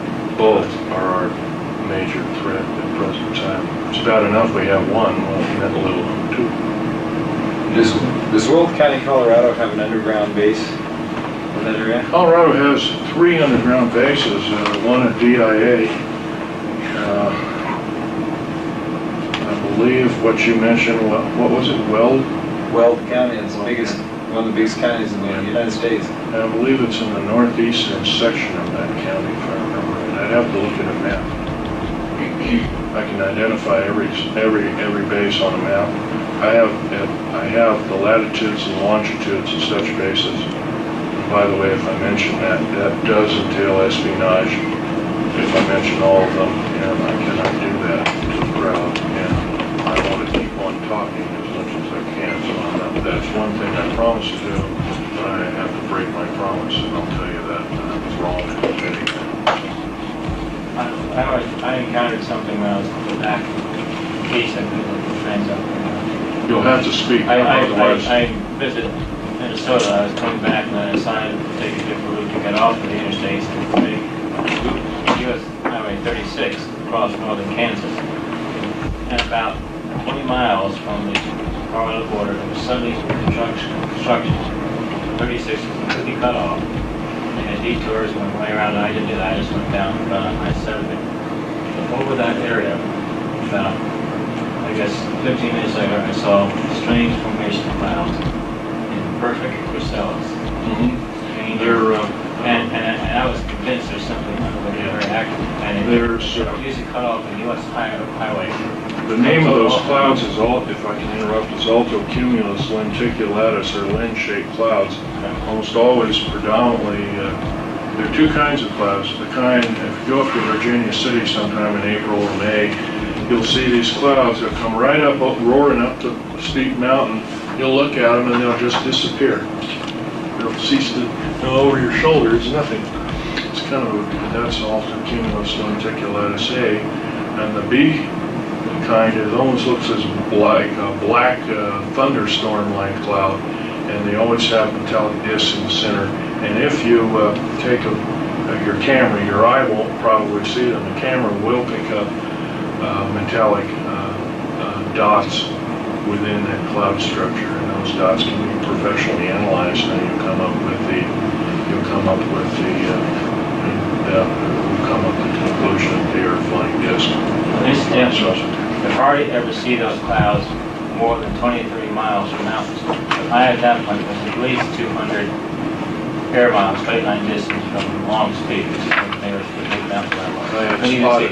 I had spotted such near Portland, Oregon, and took pictures, submitting it to a TV radio station and TV and radio station. They've never got on the air. I wonder why. But they're rare clouds. If you ever have a chance to take a picture of them, you should. What causes the cloud? Well, the natural formation, of course, is altocumulus. They're extremely high cumulus cloud formation. Of course, cumulus is a building. It's a big, kind of like a thunderhead or a thundercloud. It's air currents rushing up, and of course, with the altocumulus lens-shaped or cookie-shaped clouds, you have air currents rushing up. Excuse me, air currents rushing up and air currents rushing down, and what they do is they compress the clouds, and then there's air circulation, generally in a clockwise or counterclockwise measure. I studied weather when I was in high school. That was one of our curriculums, believe it or not. But you've got it right there. It's a man-made one of sorts. Well, yeah, I mean, the A-bomb is the A-bomb cloud is a lenticulatus. If we're downing one a day in this country, wouldn't it seem logical that there would be more people that would be aware of debris? No, I'll tell you why. As soon as one is downed, they're attacking certain northern tier state Air Force bases, predominantly. If you can get on those bases or stray onto those Air Force bases without getting arrested, good luck. But if one of those craft is down, they seal off the whole area, period. They being the federal government, police and whatnot, Air Force police or whatever, air base or army base or tank base or whatever you got in that area, they seal off the whole area. Anybody caught in there is shot on sight or immediately arrested and detained. By the way, a military base can circumvent the U.S. Constitution and Bill of Rights. An Indian reservation can do the same thing. Is this what our government was supposed to have been laid out by our founding fathers? I don't believe so. I think we can do better. I know we can do better.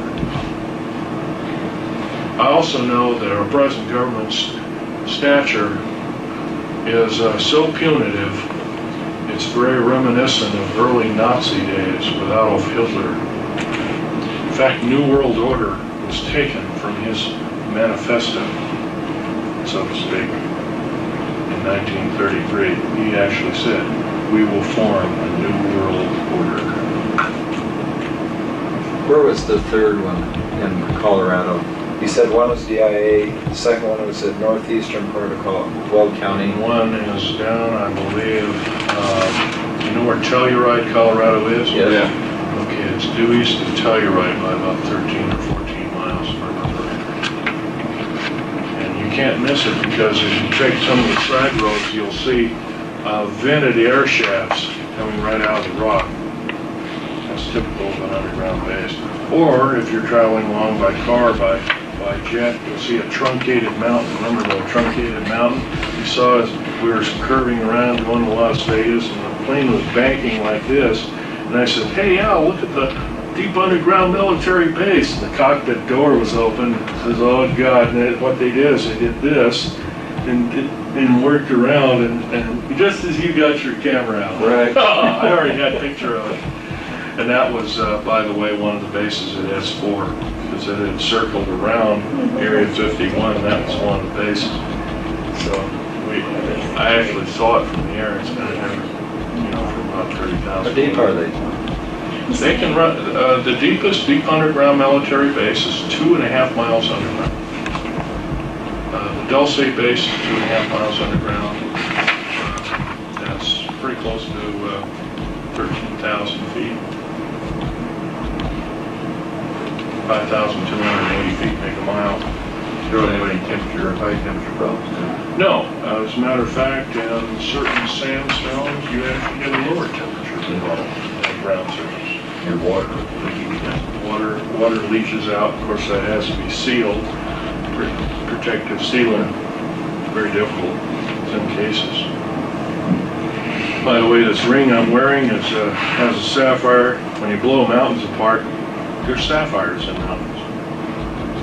I had that professionally cut, where it kind of was a good luck piece. It's a blonde 6-ray star sapphire, American star sapphire. It's been working. Yes. You might add. I had it cut and polished and the setting made in Las Vegas.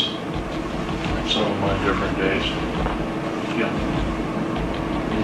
Well, what about when you're just driving along and it seems to be nothing around and you'll see these white pipes coming out of the ground with turbines on the top? Exactly. Is that one? That's one type. There's one of those It's in an air shaft. Denver. I mean, I've seen them along the highways in Denver. It's like industrial or commercial stuff over here, and then all of a sudden you see all these white tubings along the highway. Those are air shafts. Some of them are run very deep. Some of them are run only 400 or 500 feet underground. You know, you don't have to be a military tactician to see that's very vulnerable. Plug those things up and pump some bad gas down there while it happens. Well, I guess I'm not a tactician and such, so Yeah. that's kind of moot. Yeah, that's one way of telling. Yes, sir. Are there any of those underground bases in Nebraska or Kansas? In every state, there's at least 2. You know where they are in Nebraska? I'd have to look on a map. I couldn't tell you How they absolutely. off it, Beg pardon? how they off it, Air Force Base. Yeah, probably off it. Maybe it is. That's also where they took some of the alien remains and saucer remains right off the bat. It's off at Air Force Base. Okay, any more questions? One more question. Do they have underground base up by Sedona, Arizona? North? Yes, sir. Yes, we do, and it's a very deep base indeed. In fact, they're going to make it deeper than any other base, and they want to take it 4 miles down. What's it called again? Sedona, Arizona. Is that one that's just A north? lot of the, the... I beg pardon? Just northeast of there, or northwest? Yes, just northwest. Well, that's all, folks, and I think I better leave some time for Al Bailey. And I better munch a sandwich before I become an alien. Anyway, it's been a real pleasure. And I hope you've had some hand-on experience. By the way, there's some little metallic fragments you might be able to pick up. I don't know, they might be alien. Thanks. Thank you.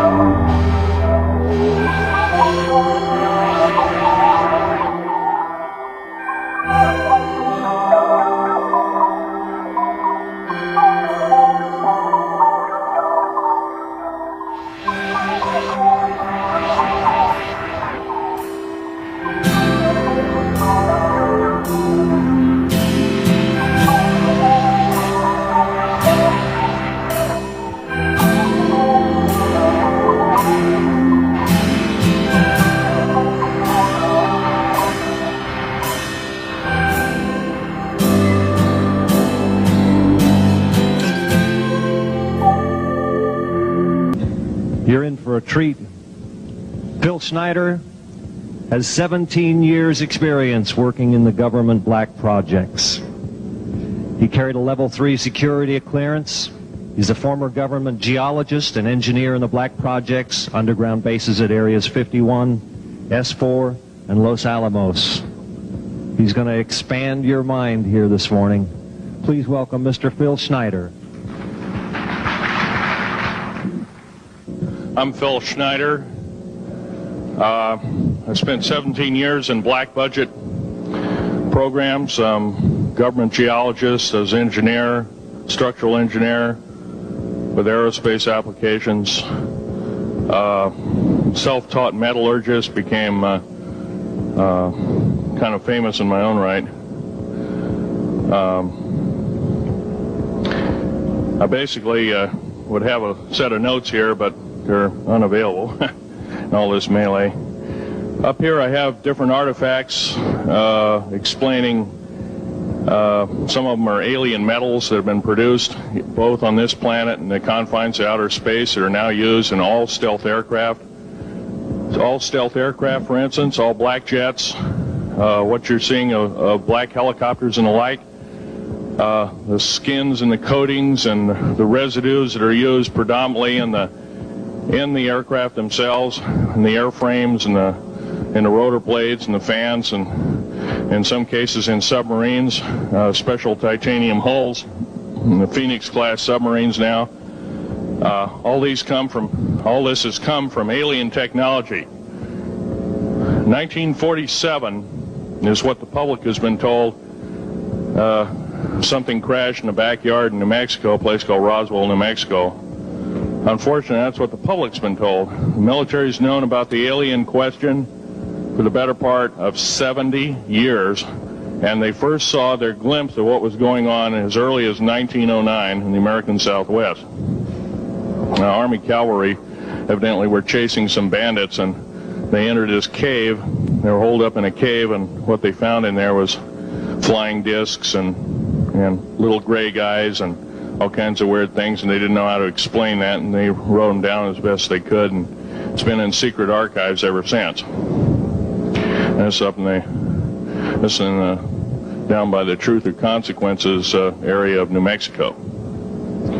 Well, the alien thing is more than just what I'd call a non-visible threat. We on the surface, first of all information dealing with alien or alien reproduced technology or alien reproduced vehicles or any other kinds of things well hidden from the American public. Our black budget, for instance, garners $1.023 trillion every 2 years. It's over $500 billion a year. Right now, there are 131 active deep underground military bases in the United States. There's 1,477 of them worldwide. Each one has an average cost of $17 to $19 billion. Each one is built in the site. It used to be it'd take a year to 2 years to build each one, and now they're capable of building a couple of them a year with sophisticated methods. My colleague Al Bielek has actually been on some of the high-speed railways, the magneto-leviton trains that connect all the deep underground military bases within the United States. He's been on a Mach 2 train and floats off of a single rail at 3/4 of an inch off the rail, and is what you'd call high tech. We have nothing like this on the surface. The public basically has been totally lied to. We're considered stupid or even moronic in some cases. It's got to stop. If we're going to gain our country back, we must, and I repeat, must instill in our public officials, anybody that goes and does public service, they must tell us the truth. If they cannot do this, then they must be impeached, or they must be removed from office. If this cannot occur, if the truth cannot totally come out, there are reasons for secrecy, for instance, but if the truth cannot totally come out, what's the use in us having anything called freedom? Okay, now I have pictures here that I'm going to show you during the break and artifacts, and I ask you to kind of look at them but not handle them. I have actual crashed retrieval metal from Roswell, New Mexico. It's given to me when I was 14 years old. For instance, I've got other things. I've got pieces of titanium, a special titanium alloy made for everything from the original SR-71 Blackberry, that's old hat now, F-117As, they're old hat now. They're making a whole new class of hypersonic above Mach 5 aircraft that employ extremely modern charged particle beam weapons. They don't even use lasers anymore. Computer enhanced imaging radar, although it's used in helicopters for public surveillance, computer enhanced imaging radar, and in satellite technology. The brand new kid on the block is a kind of infrared technology where a satellite 150,000 miles out in a geosynchronous orbit, or not quite geosynchronous orbit, but these spy satellites can literally look in and see a dime on the floor, say on your kitchen floor. They have a resolution factor of 99.999961. This particular piece of metal, I'm going to drop it on the floor here, it'll kind of ring like a bell. You can't break it. Withstand temperatures in excess of 7,500 degrees Fahrenheit. It has niobium in it. It also has mironite in it, element 123. Yeah, please do. It's in a non-crystalline form. This is just kind of a dripping out of the main crucible. Here's a crystalline example. It's in the scalenohedral crystalline form. We got this from the large grays technology. This is grown in the confines of outer space, which has not quite a super vacuum, but by the way, this is capable of withstanding temperatures in excess of 10,000 degrees Fahrenheit. It's great for certain parts of aircraft. This kind of material I work with on a daily basis. Up here we have a transparency of Groom Lake.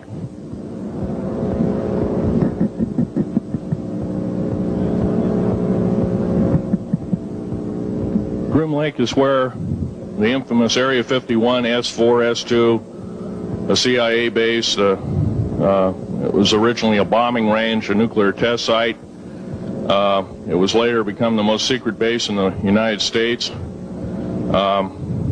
It employs over 18,000 workers who work in shifts of 12 hours at a whack. Most of them work in the cover of darkness, like us. We built 9 underground military bases there, each with an average capacity capable of basically a city underground, roughly 4¼ cubic miles hollowed out underground. They have boring machines, for instance. They don't bore, they literally vitrify and melt the rock, deflagrate the rock. It's a very sophisticated laser melting and deflagrating system. It reduces the rock to a powder and then melts the remaining rock as a coating on the inside of the base, so you don't have to use gunite cements and other kinds of things like that. That's all old hat now. Technology is just basically, the new technology we get is the old hat of the military. I'm going to be real brief about it. I carried a level 1 security clearance, the Rylate 38 factor. There are very few of us, there's nobody except myself, to my knowledge, talking like this. Nobody. I'm breaking the law. I'm breaking world as well as federal law, coming out and even talking about this to a group of people. I love my country more than I love my life.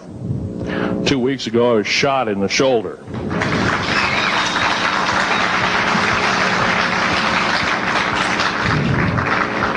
I don't want to gore you women out, but I was shot in the shoulder up here. I recently have become friends of a retired FBI agent who took me under the wing. He says, I've never seen a person braver than you. And I said, well, there's more coming. Our patriot movement in these United States is going to pick up the ball, and we are going to kick the parasites out.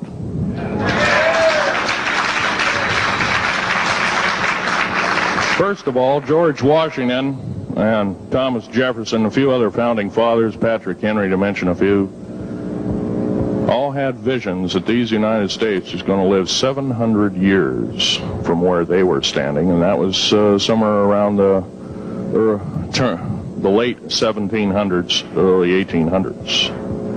So you can count this country isn't going to go to a new world order.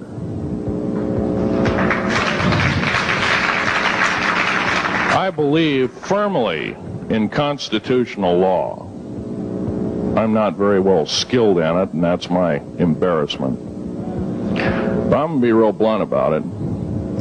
The government that is now instilled in ruling over us are ruling as we're serfs and they're the kings and queens. Now, that's a feudal system. That isn't even a democracy. We are now being ruled by an autocracy and a technocracy. In other words, technical knowledge is rules as king with a feudal type system. Feudal systems haven't been used in the last 350 years, and they're coming back like gangbusters. If we are complacent, if we do not speak out in droves, and I'm not just talking about me, I'm talking about a bunch of us getting together and getting on the stump and loving our country more than we love our lives, getting on, some of us are going to get killed. I almost got killed a couple of weeks ago. Hadn't been for an a retired FBI man who risked his life, his career, everything, put it all on the line, and he didn't know me from Adam. A week prior to that, he listened to one of my tapes I gave up in Post Falls, Idaho, and I'm going to be very blunt about. He said that we need a lot more of you, but unfortunately we're not getting anybody. Well, I'm not the best speaker in the world, but I'm trying to relay to you that we need to get out and seriously get the message out. These shows are great.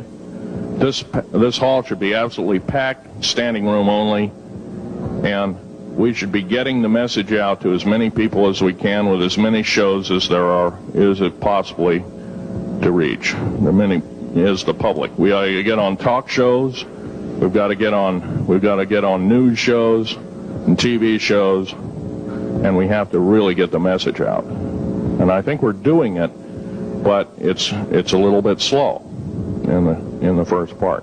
That's just that part of what I want to say. In working with the black projects, I was very loyal. I was picked because I was very strong mentally. There's a bunch of us that were picked because we don't crack under pressure. We don't freak under pressure, so to speak. Everyday events don't bother us. Now, I was involved in something very controversial, almost totally unbelievable to most of you. Some of you are religious people. I think all religions have a time and a place, and they definitely have a place in America. Now, another thing I want to reach to you is that during the unbelievable part, I was involved in building another base inside of Dulce, New Mexico, which is Los Alamos Laboratory. It's a biological laboratory. On the southwest part of the Archuleta Mesa, we built an underground facility, a better part of 3 cubic miles hollowed out underground. Then to the southwest of that, we were in the process of the early stages of building. We drilled 4 large tunnel-like holes. Some of them ran 2.5 miles under the surface. Number of the original wells or drilling machines that were used were at the rate of 2 miles a day. It was fairly rapid. The equipment kept coming up broken. So we wanted to go down, we wanted to send somebody down there, a human observer, or human observers in this case, to find out what was going on. Well, to our total surprise, first of all, the government knew all about it. They didn't tell anybody. When I saw Green Beret and Black Beret people encamped inside of our geologist camp, I knew something was up. The gig was up. First of all, I knew all about the alien agenda. I'll explain that in a few minutes.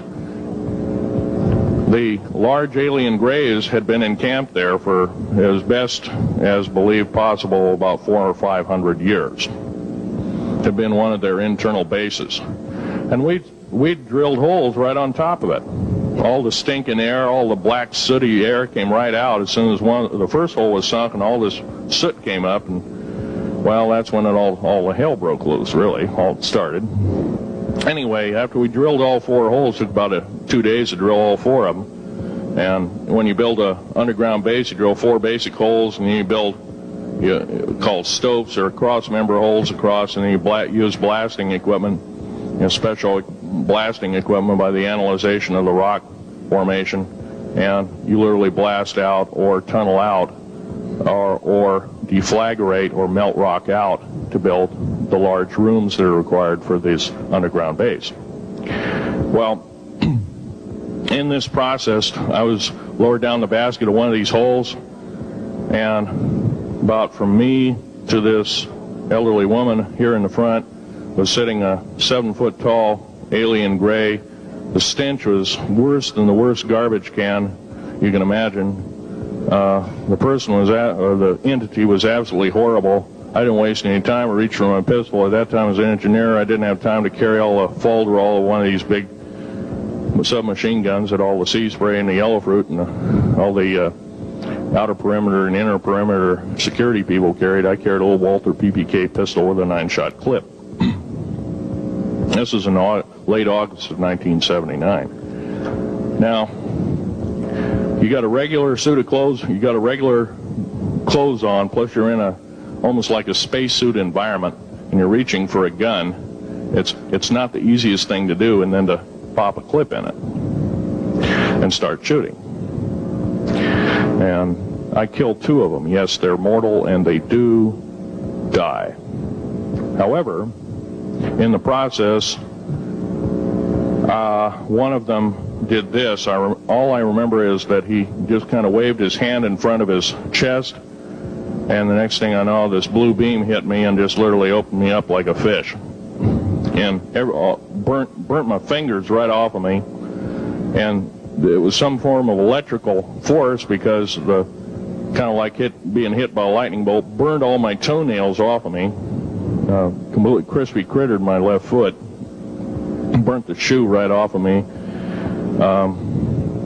All I remember was the smoking remains, and I'm still conscious, but in and out of, I didn't remember much. And there was a Green Beret that was right behind me that risked his life. In fact, he died. But he risked his life. He shoved me back in the basket and hit the button and took me up. I wouldn't be alive talking to you today if it wasn't for him. I'm forever indebted. He lost his life. 66 Secret Service agents, Green Berets, Black Berets, crack troops lost their lives because the government, our United States government, lied, did not tell us anything about the alien threat. There's a war underneath there, and I'm talking dead serious. It's been going on since that time. Since late August of 1979, our military, the Russian military, basically the militaries of the world, have been in constant conflict with the outer space alien. The small gray, the large gray, the reptilians, the whole thing. There are 11 distinct races of aliens. 2 are benevolent. 1 had to leave here in a hurry because their world is under attack, both on the surface as well as underground. There, the Pleiadians. They're familiar. Maybe some of you are familiar with that. Would some of you raise your hands who've heard of Billy Meyer and some of the, very good, about half the group. Well, Billy Meyer is one of these lucky people that they figured, well, he's kind of a simple type, we'll show him everything. Well, these are the benevolent aliens, and they've been here helping us. In fact, I have a picture, let me reach for it here.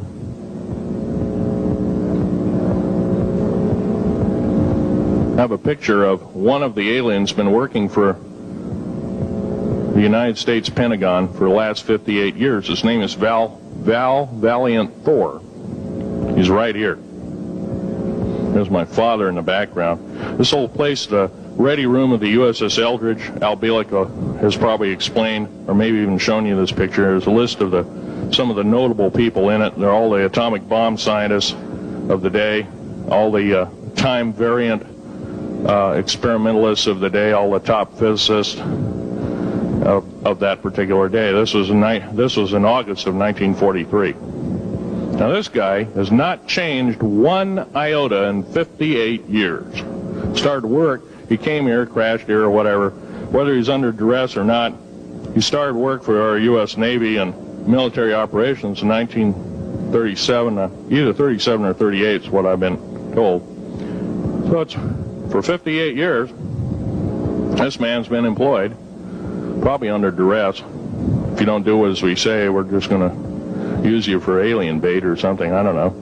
But anyway, he basically hasn't changed. He lives for 490 years, is what he says his lifespan is. Now, he was supposedly a semi-benevolent, he's a human-looking type person. He has 6 fingers and 6 toes, and he's got one oversized heart, one lung, giant lung. His blood vessels are bigger. He's got copper oxide for blood, similar to an octopus. His brain capacity 300 centimeters greater than ours. He has a thinking capacity, IQ, if you were to measure it, be totally off the scale, be about a 1200 IQ. He speaks 100 languages fluently, alien as well as others. He's a remarkable person. I had a chance to meet him one time. Now, by the way, he doesn't shake hands. He was kind of in a spacesuit because all aliens, regardless benevolent or otherwise, they're carrying germs and diseases and bacterium in and on them that are deadly to us. If I were making policy, I'd quarantine them all because how do we not know that some of our diseases like AIDS, Ebola, hantavirus, and a few of these other weird designer diseases, as I call them, are not made from the cadavers of some of these aliens as a biological weapon to use against the people of the United States. Well, I'm a tired American speaking out.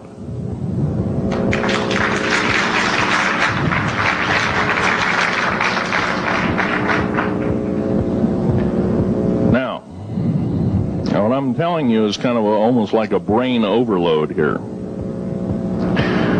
Back in 1946, we set off a number, actually 4 atomic bomb tests at Bikini Atoll. It's a group of islands in the South Pacific. I have an original photograph here with original language on the photograph that shows there is a large alien spaceship off a wingtip of a United States aircraft. It was a drone aircraft right at the point where the bomb was beginning to show a neutron flash cloud. Here's the bomb going off. Here's the airplane tip here, and here is the alien spacecraft. Now, in 1947, questions later, please. In 1947, after Roswell debacle, our military got before the U.S. Senate. They were hauled before the U.S. Senate and says, what's going on here? Well, we didn't know anything about discs until this happened. It flopped in our backyard. Total lie. They lied to the U.S. Senate. They should have been prosecuted as traitors. Anybody lying to a United States Senator or House of Representative, any Senator or House of Representative person, President of the United States, Vice President, any cabinet member lying to the American public is a traitor and should be dealt with in an appropriate fashion. This is actual proof, positive, that this occurred in 1946. Now, the U.S. military knew all about flying discs, and flying disc technology is thoroughly early as 1933. Of course, we remember the Germans did too, the Nazi Germans, Hitler and all their bunch of people.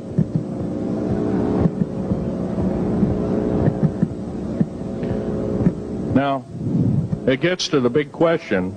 If all this has been hidden from us, everybody says, well, where's the proof? I've got some of the proof laying on the table. But a lot of you probably are totally skeptical. They say, well, that could be anything.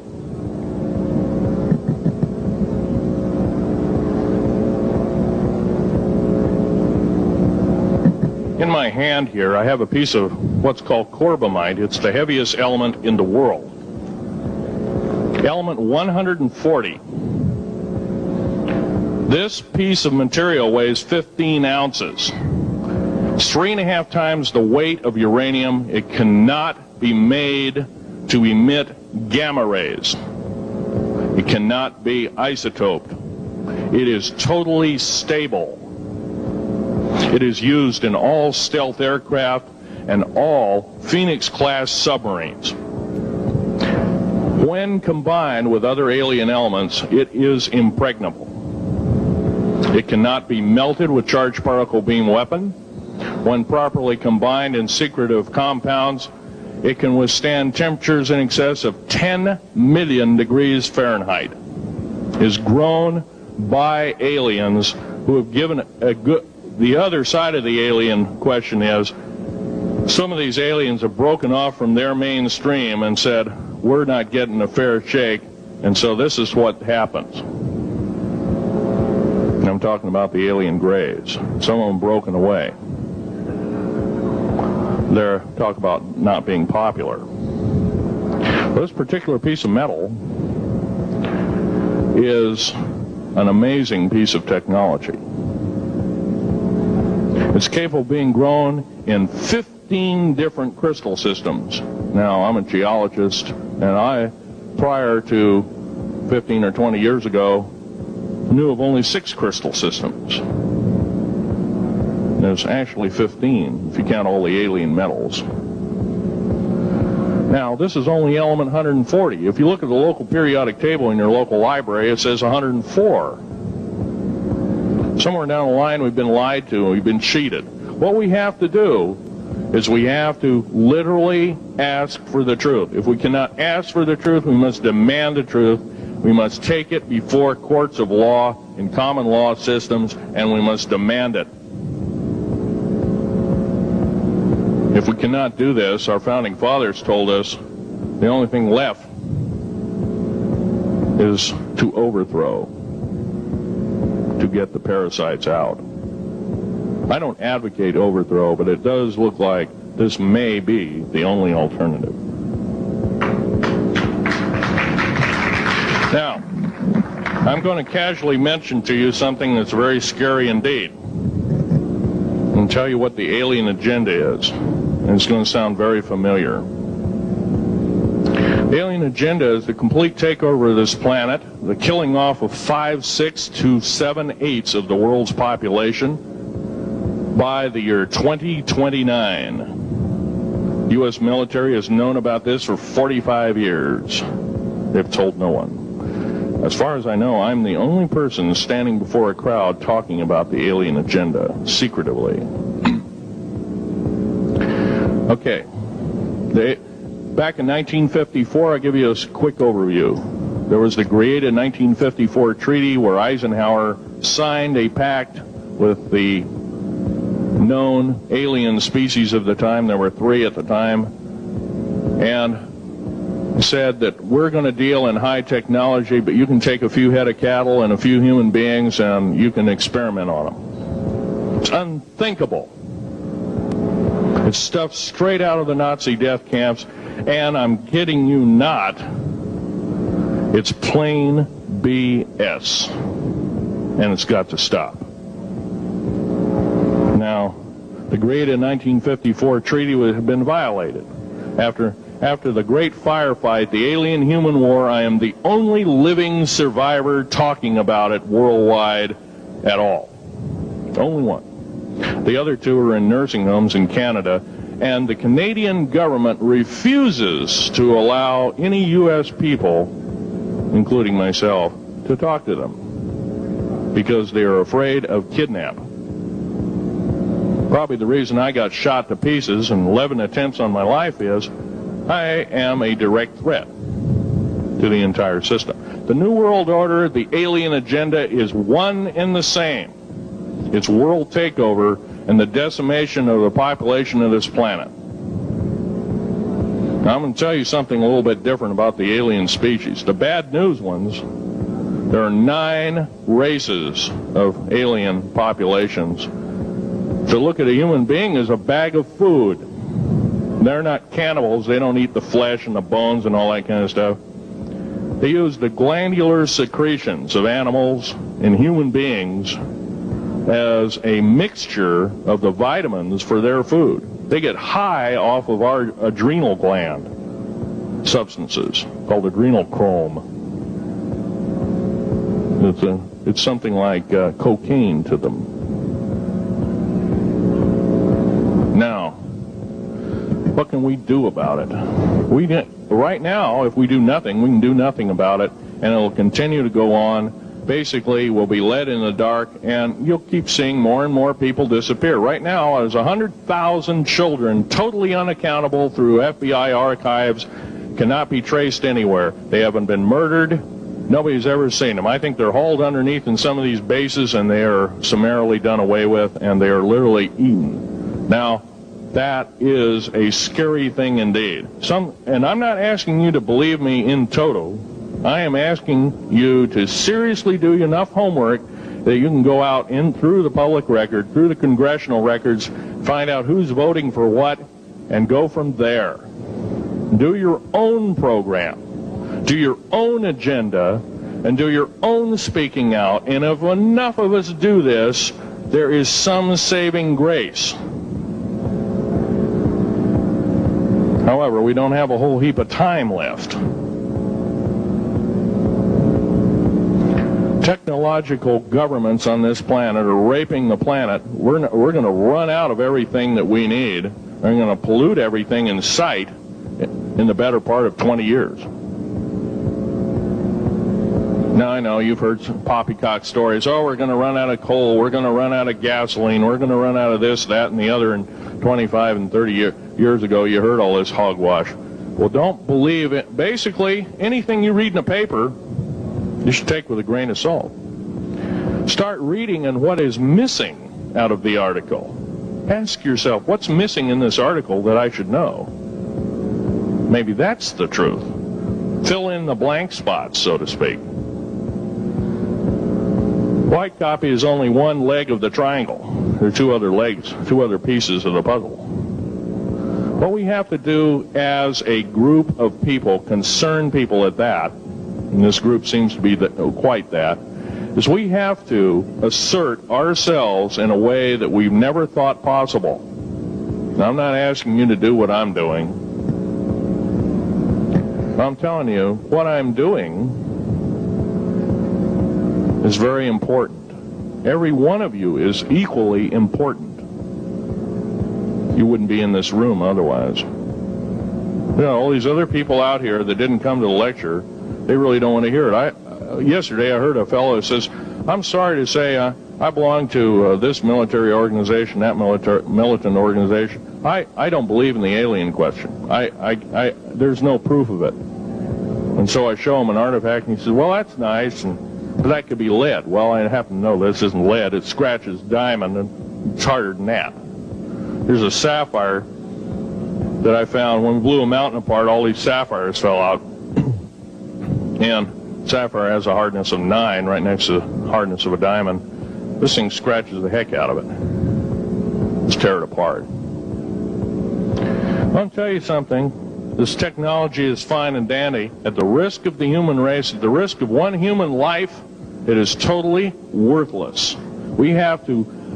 The one beautiful thing about the United States of America is we value a human person's life. The minute we lose it, we are dead meat.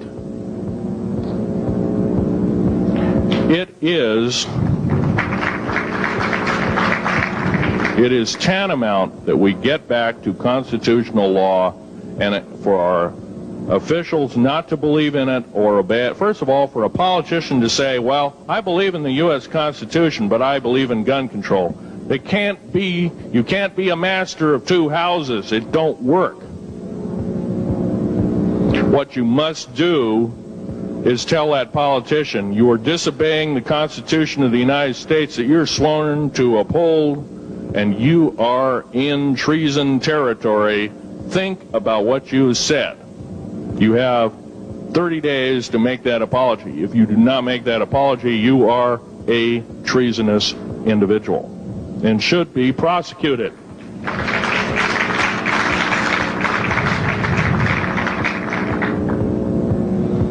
Now, there's a few other things I want to run by you, and they're kind of in rapid fire order.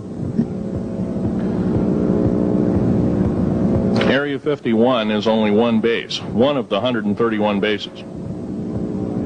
Of these 131 bases, I call Area 51 a mega base. It's got more than one base in it. It's Tonopah Test Range, Area 51, S2, S4, Groom Lake, and a host of others.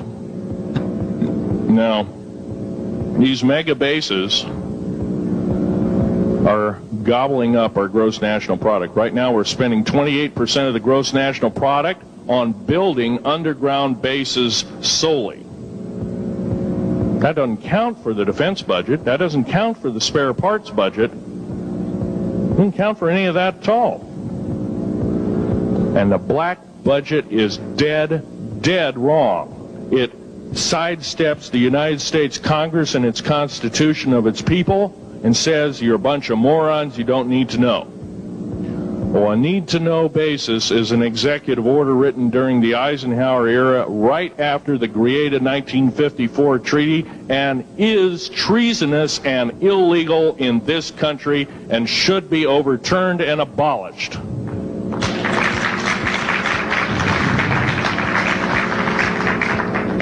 Now, I believe in military preparedness.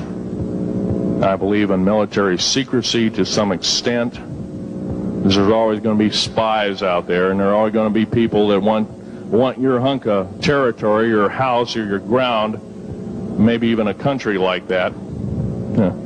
Most of us remember what this crazy person in Russia, Zhirinovsky, had to say. We want Alaska back.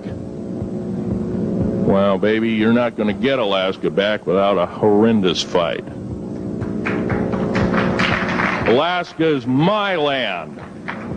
I was born here in these United States.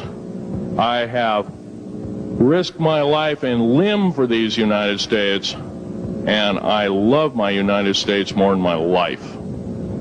And I will defend these United States against all foreign powers, foreign and domestic. Now, every one of you in this room have probably, to some extent, minor or major, done just that. And that is what this country needs. Patriots you are, patriots you are becoming, patriots and Constitution builders you must continue to be. Now, all this alien thing is fine, except for one thing. Alien takeover is a serious threat. Kept totally out of the public view, off the surface, I'm sure the underground bases, without question, are being used as a place to house alien takeover. Alien takeover means the implementation of a one-world government. Direct opposite of constitutional law, direct opposite of freedom of choice, freedom of religion, other freedoms that go with it, right to bear arms. We are the militia of the United States.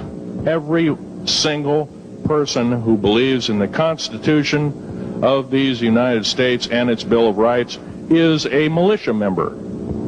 Are we going to tolerate what we've heard from Ruby Ridge? Are we going to tolerate what we've heard from Waco? Are we going to tolerate that a fertilizer bomb blew 6 sub-basement floors? And I'm telling you something about sub-basement floors of a World Trade Center.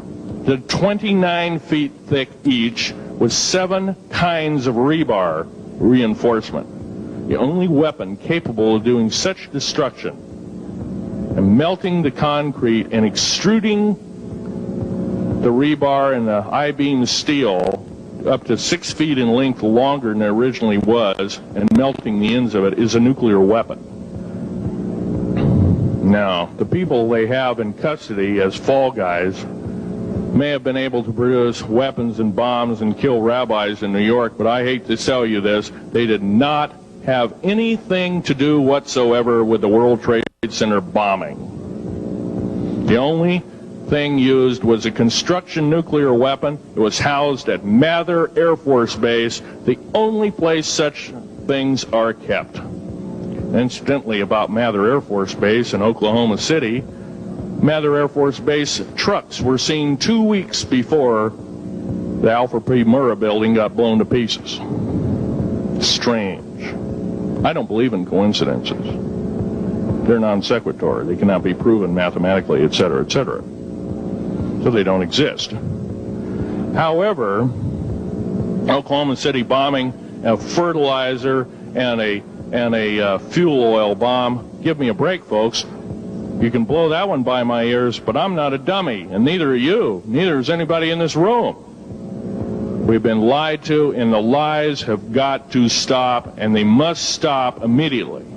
If our public officials cannot tell us the truth, then they cease to be public officials, and they are automatically guilty of treasonous acts and should be tried and convicted, and if necessary, jailed, whether it be house arrest or otherwise, before they can do any more damage.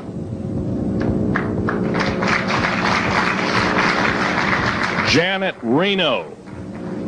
Janet Reno is a confirmed lesbian. She got out in front of public TV and said so. Janet Reno cheated her way through law school. It's provable.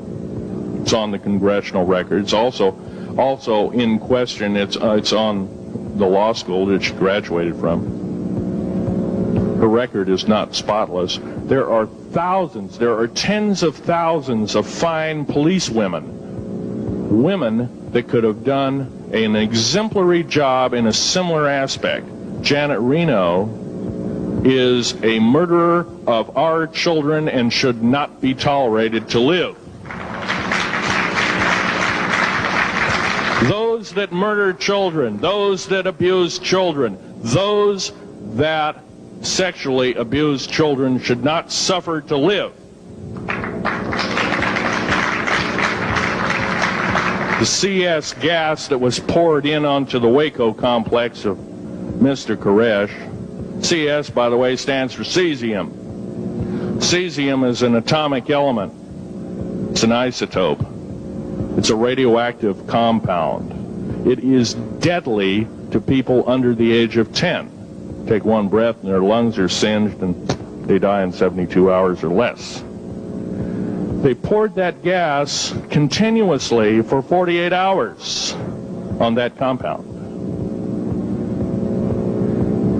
No, I don't believe in a lot of things. I don't believe anybody is that wicked that you have to kill them 100-fold over after they're dead.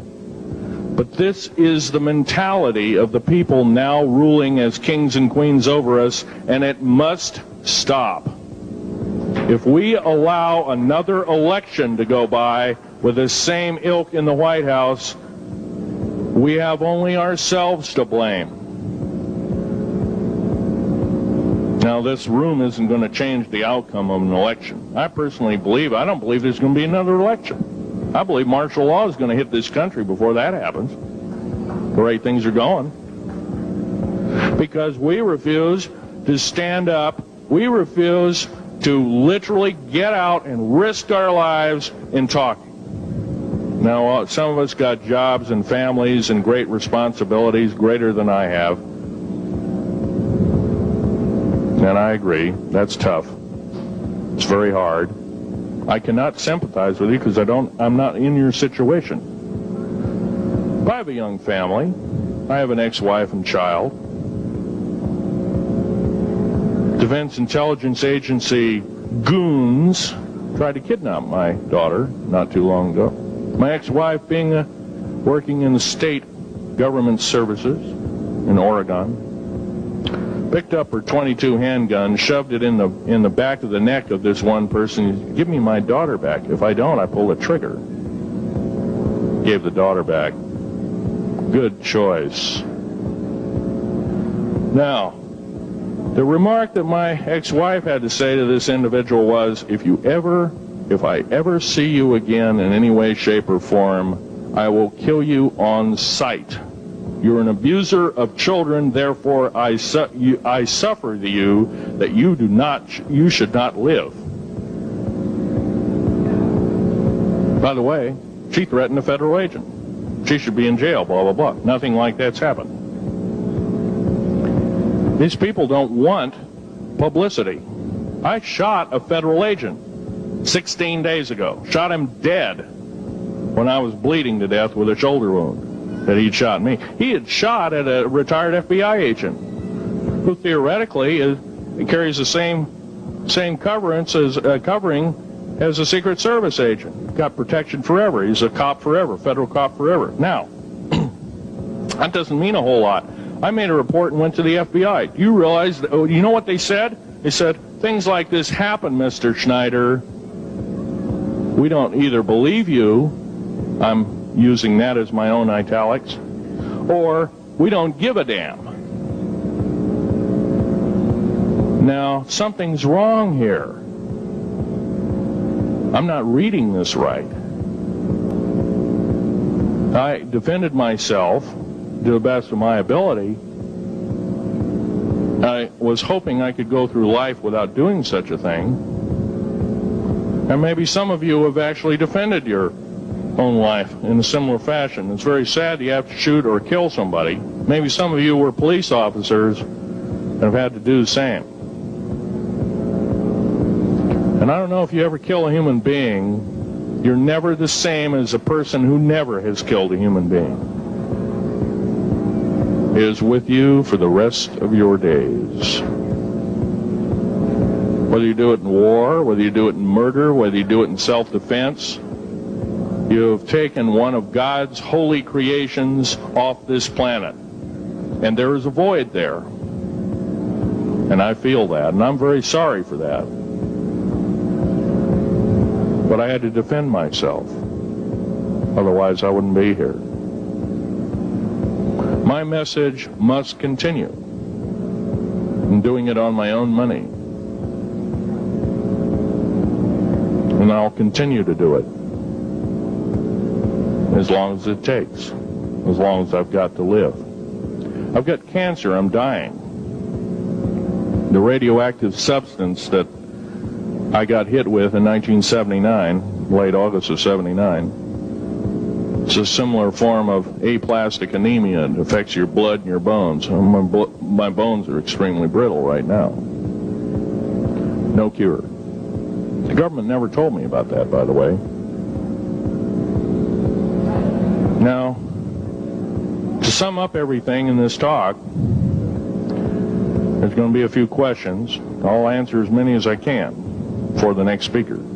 However, I want to sum up and say that every one of you in this room is a participant in secret things, and you're very brave indeed, and you should all turn around to one another and shake each other's hand and say thank you for being here. Would you please do that and greet your neighbor?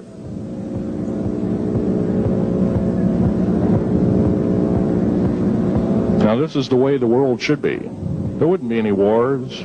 There wouldn't be any strife.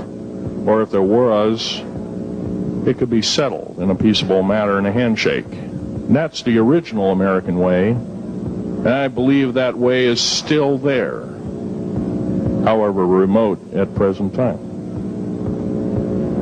Now, I'm going to sum up this talk and mention an overview of the alien agenda. The alien agenda is completely decimate the planet to take the remaining human subjects as slaves, and the aliens would use this planet for their own means. Number one, this cannot be allowed to happen. The world takeover plans of the New World Order, a direct carbon copy blueprint from Adolf Hitler's routine of 1933 to 1938 must not be allowed to happen. That includes the name the New World Order. That was purposely used, folks, because most of us have been lazy. We have not read our history, and I'm talking to you because I'm one of them. We have not read our history books. Things have been omitted. Throw out basically what you've learned. I'm not asking you to believe me. I'm asking you to re-educate each one of yourselves and ask the unexpected of your public officials, of the people around you, your teachers. I'm not asking you to question authority. I'm asking you to question the teachers of this authority. Is this right? Is this law correct? If a law, one of the best statements to ever come out of the mouth of any human being, believe it or not, was, I think, by an incredible black man, the name of not Jesse Jackson, but it was Martin Luther King, excuse me, said, an injustice anywhere is a threat to justice everywhere. That should be a motto that we live by. Not so much for the man who said the motto, but I'm sure George Washington said something similar. Who said, an uninformed populace is a populace in slavery.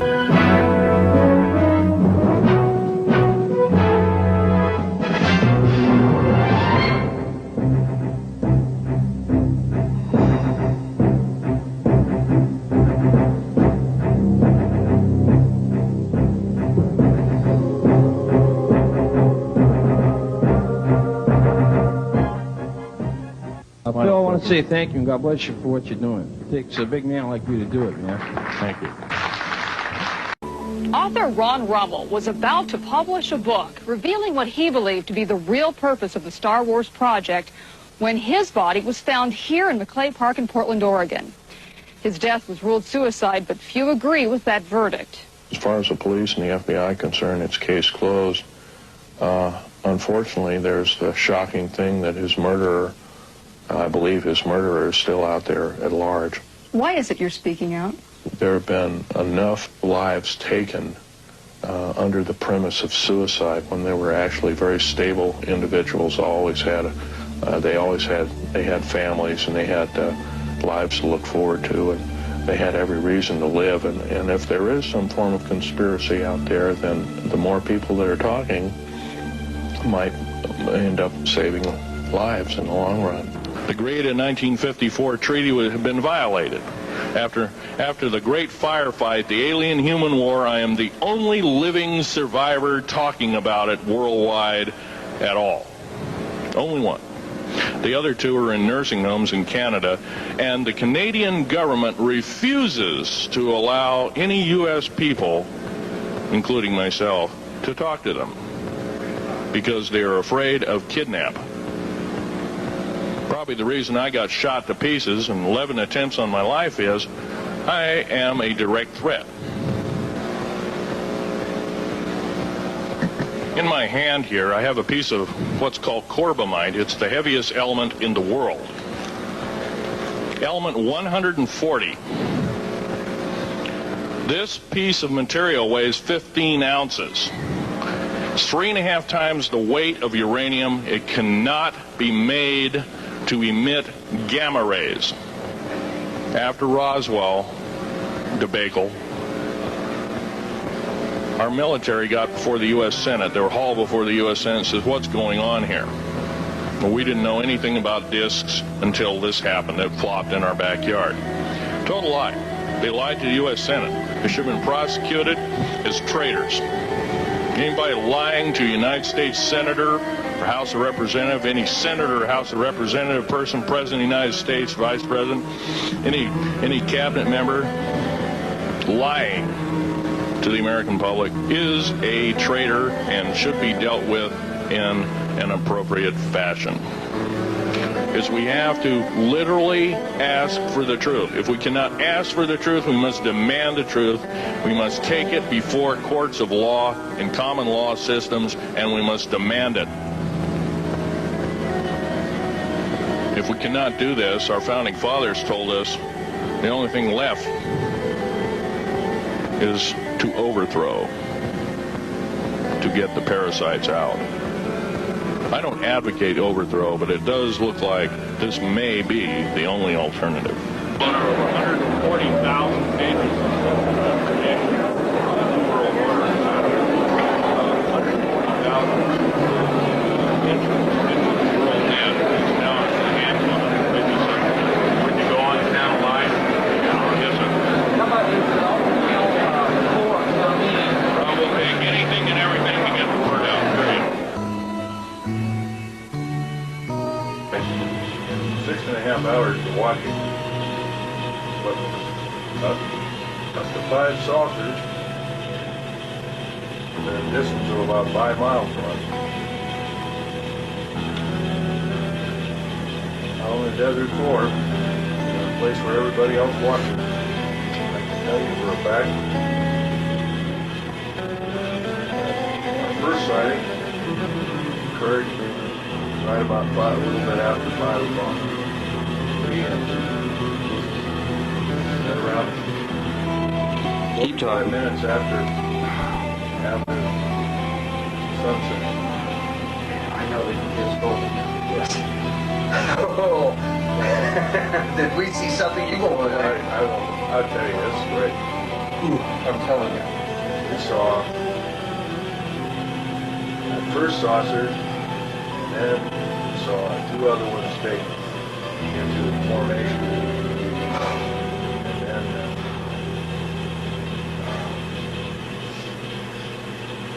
Watched for pretty close to 3 hours. In and out of the car. In the car, you warm, out of the car. And I had a radar detector in my hand, and the thing went nuts every time the saucers were moved across the desert floor. I can't get this timer to work. You know, I've tried for an hour and a half to get this thing to work, but it just won't, so I just have to excuse me. We're at the little alien right now. And I want you to get this. Let me pan it back here for a little bit so you can see what it really looks like. It's absolutely just gorgeous from where I'm at. I just had to show you this because I wouldn't want you to miss it. Totally tremendous. We talked to the 2 owners, and they were very nice, pleasant people. Very nice. Told them about Don Newman, tape, got your card. Told them about the videotape and everything. Well, we knew what was going on. Wanted to know if we could see it pretty good. We told him we could. Gave it to what's his name, you know, to calibrate for us. Then we turn around here for a second. Pan back, of course. This is the little alien from the other side. Show you where we're staying at. We're staying right here at this place. Not a bad place either. We went $27.50 a night for 2. It's pretty good. There's no thieves out here or nothing, so there's no keys to the lock. And they never used them, so there it is again from my left eye here until it's going down. There's the Groom Lake facility way up there. I don't know, I can't see too good in black and white in this viewfinder, but you might be able to make out that snow up there. Yeah, now you can see it. Snow everywhere. We're going to go down the road here as much as possible. Wait for a little while for the U.F.O.s. There's another little friend of ours. Okay. Pan back again so we can get a chance to see everything.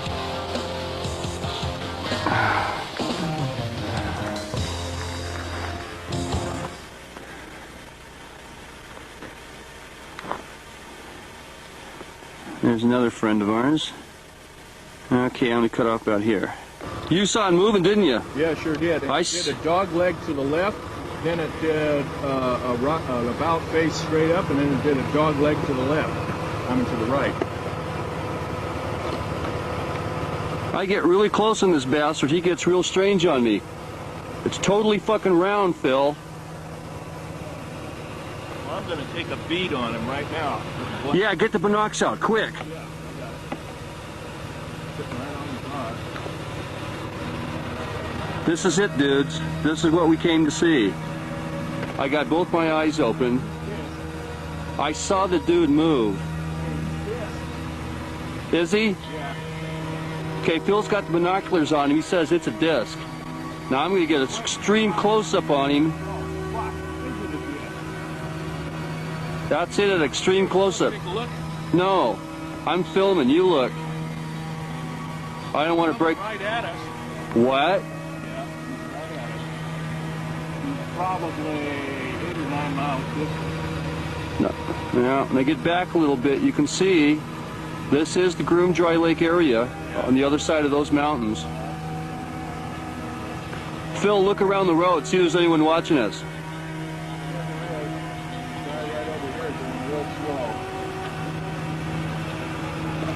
Better if I can believe it. He's doing about 10 or 15 miles an hour. There he is. Let me get my radar out.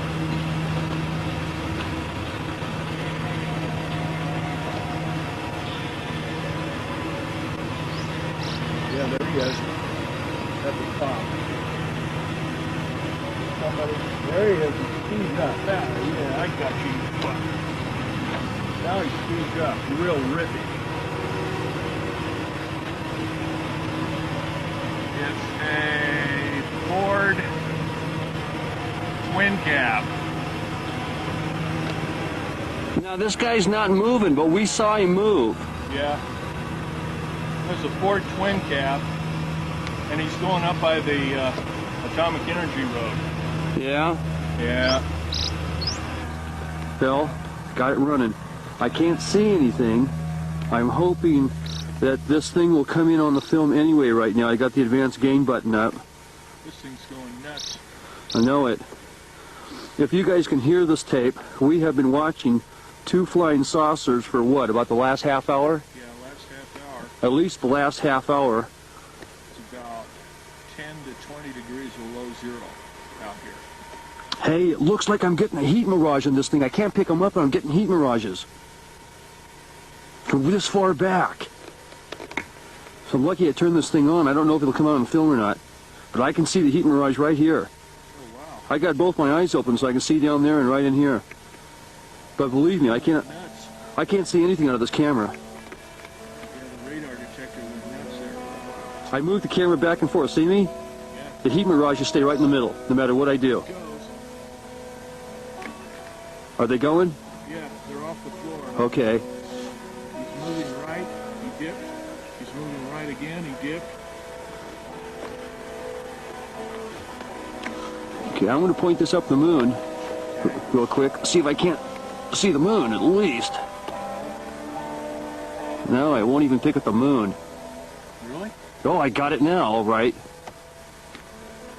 I don't think... Yeah, I got the moon. That's bright enough. I still need extra light, though. I'm coming. We've been sitting out on the desert floor for a while.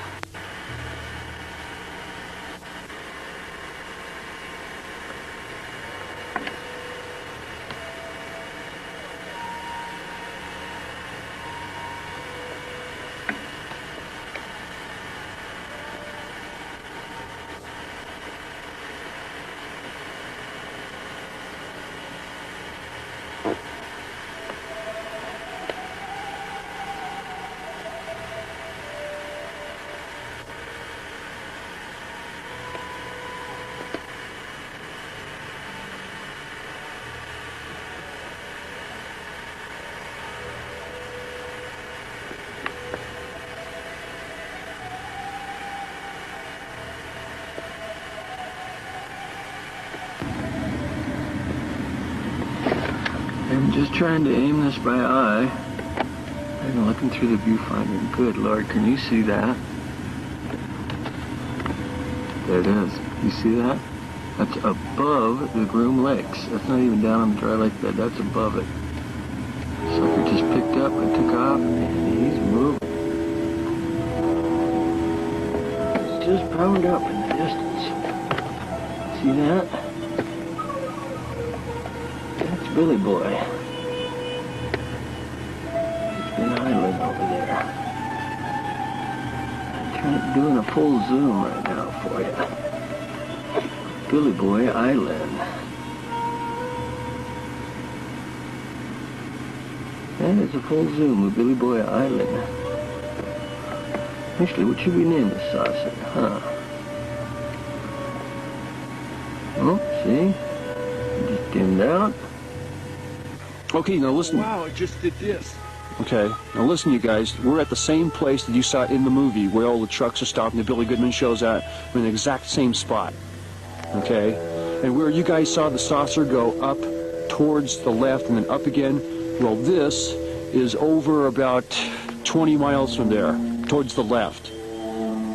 On this side of Area 51. On this side of Area 51. That's right. We can see these things plain as day. They were coming in behind us sometimes. They have lights, pop of lights, like 3 of them. And coming on the other side of us. I saw one personally go right into the groom's right lane, over the mountain, like lightning bolt, straight.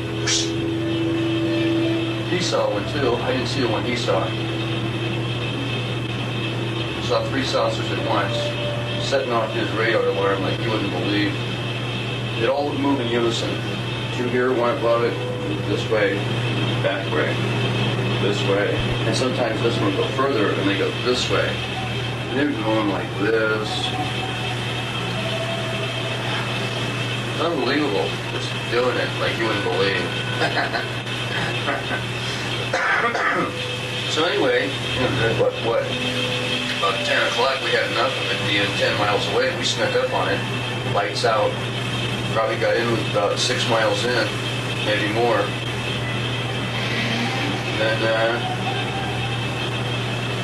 Then that security thing, Jay came up after us. So, good night. One hell of a Christmas, though, I tell you.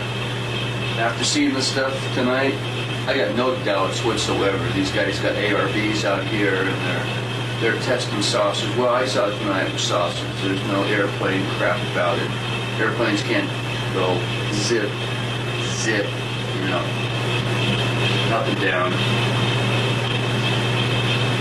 I'd say maybe 100. Some of them are saucer shaped. Now, some while ago I was up in Virginia City, and these saucer shaped clouds come over the mountain, over your head, and then they completely fizzle out.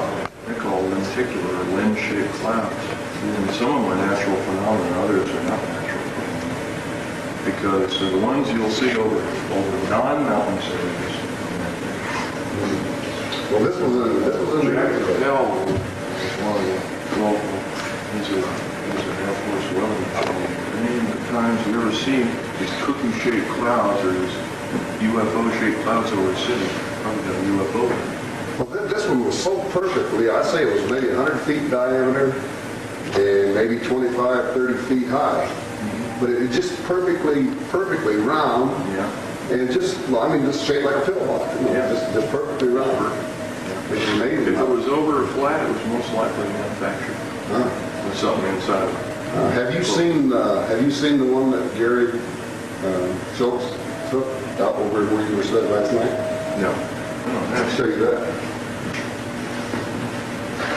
This guy from Battle Mountain promised me that he would send me a. I'm going to buy one of your hats. Oh. This is an actual 35 millimeter here. And the only reference, did you see the ranch house over in the next bed with the lights on list? No, we didn't go that far. Well, this little horseshoe, well, you can see it from Black. That's a lot of silver lead. back there. Every fool we can go, you know. There's some inside of Area 51. Saw an old map one time that says black metal lines. What the heck would be black? That was probably just the name of the.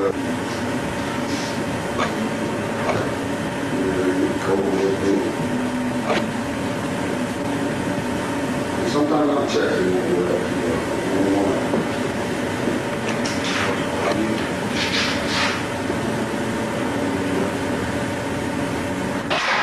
Scrooge McDuck too.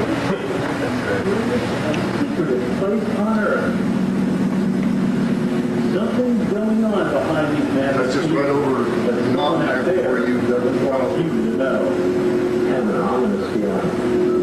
Just miles from Las Vegas, but light years away, the Nevada test is an installation so vast, so endless, it's like a whole desert city unto itself. And this is merely the surface.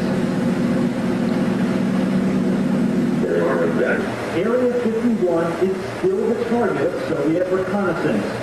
But electrophysicist Bob Lazar says he knows the real truth about what's inside this forbidden city. So the office was in a hangar. You can see about 3/4 of the edge of the craft. It was a typical flying saucer. I'd say typical, anything you see in a cartoon. According to Lazar, the United States Navy has possession of 9 alien spaceships, one of which Lazar was assigned to analyze at Area 51. Human hands did not put this together. The technology was far beyond anything that we had. Just the reaction power source alone put out a tremendous amount of power. The fuel, the reactor used is a super heavy element. It's 115 on the periodic chart. There again, that's another material that we can't even synthesize on it, much less find naturally. It's not good. 10 years ago, this same stretch of Area 51 was the secret developmental site of the stealth fighter and bomber, as well as ground zero for countless nuclear tests. Many researchers say if the government had a UFO to hide, they could certainly hide it here. I believe beyond any shadow of a doubt that yes, these are alien spacecraft, there's no doubt in my mind. But Lazar couldn't keep his secrets too long. He brought a group of friends to the edge of the facility where they videotaped the so-called UFO on what Lazar says was a test flight. Man, it is really bright. Look at it. Days after security guards at the Nevada test site found Lazar and company outside the grounds, he says something or someone quickly turned Bob Lazar into a modern-day man without a country. He's not trying to make a lot of money out of it. He came forth because the government was going to eradicate him. 15 miles directly over the ridge from the test site, Rachel, Nevada is UFO Central. Sightseeing tourists have put a new stop on the bus route. And any night you walk into the only bar in town, you hear some strange tales and see even stranger photographs. It was just a bit that was going. There's one of your UFO particular Hundreds of nearby residents reported what they say are UFOs. 25th, 1990, this is where we were last night. This is the same patch of road where Billy Goodman and all the other people come here. Give you an example where we are looking this way. This is going west towards Tonopah. Show you the road behind us here. This is at full zoom magnification. The road's back there. I don't think you can see it from here. Anyway, there's the car we were at. This is how we were parked. There's the other road we took a ride on last night to go see the saucers that were downed. They were landed flying saucers, there's no doubt about it. Okay, now where am I? We roughly were seeing them right over here. That's where we were watching them do their thing last night, between here and here. Flying all over the mountain for about 3-4 hours. We sat here, got in and out of the car, watched them, the whole thing.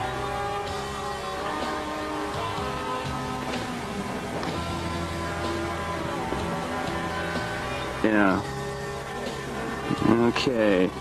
So this is it. This is it. Somewhere on the other side of those hills right there, and I get you a close-up of this, is probably S4. That's where they were testing, right in there. Give you a good idea of where it's at. And then I'm telling you they tested something fierce.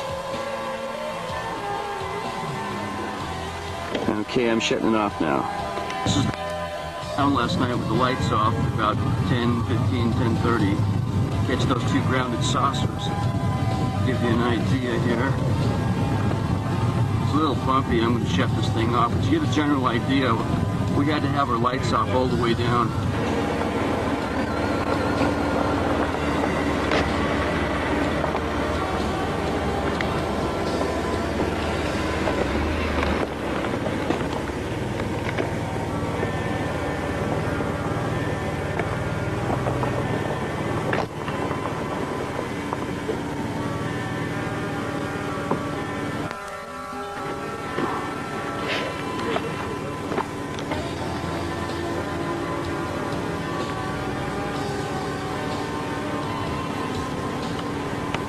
I'm gonna get a close-up. Get closer to it.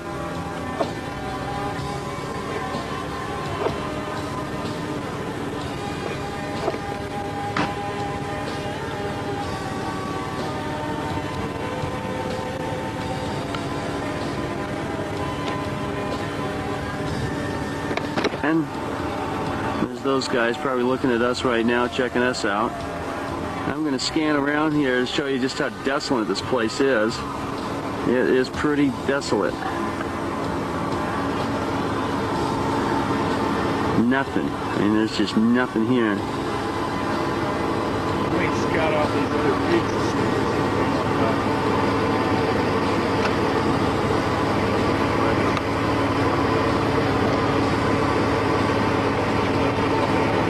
see There's the road we came in on.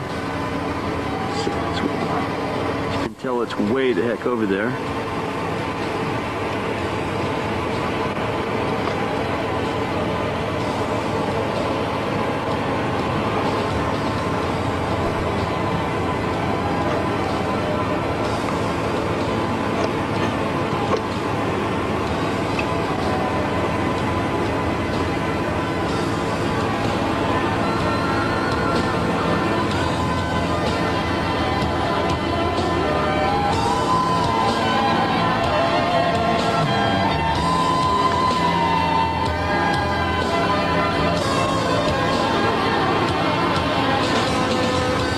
And then again back to the road again. See that little hill right there? We're going to go climb up on top of that, take a spin around so we can see all sides of the 360. There's the car. A little dusty in the road there. We walked all the way up here. It's cold. It's windy. And when we get up here, how do you think we find? Some rock markers. As you can tell, no, we didn't find those binoculars. They're just there the whole time. Yeah. Okay, here's this fireplace we found up here. Middle of nowhere. I'd like to take a look inside there. No. I'm standing on some level ground here, so I'll turn around and give you a quick view of everything. Like I said, we're in the middle of nowhere. In the middle of nowhere. There's the road up there, where we came in at. There's the road right there, leading from Alamo, Las Vegas there. And we were right out in the middle of there watching, right last night. And right behind me right now is where we saw the flying saucers last night. And believe me, we saw them. No doubt neither one of our minds what we saw.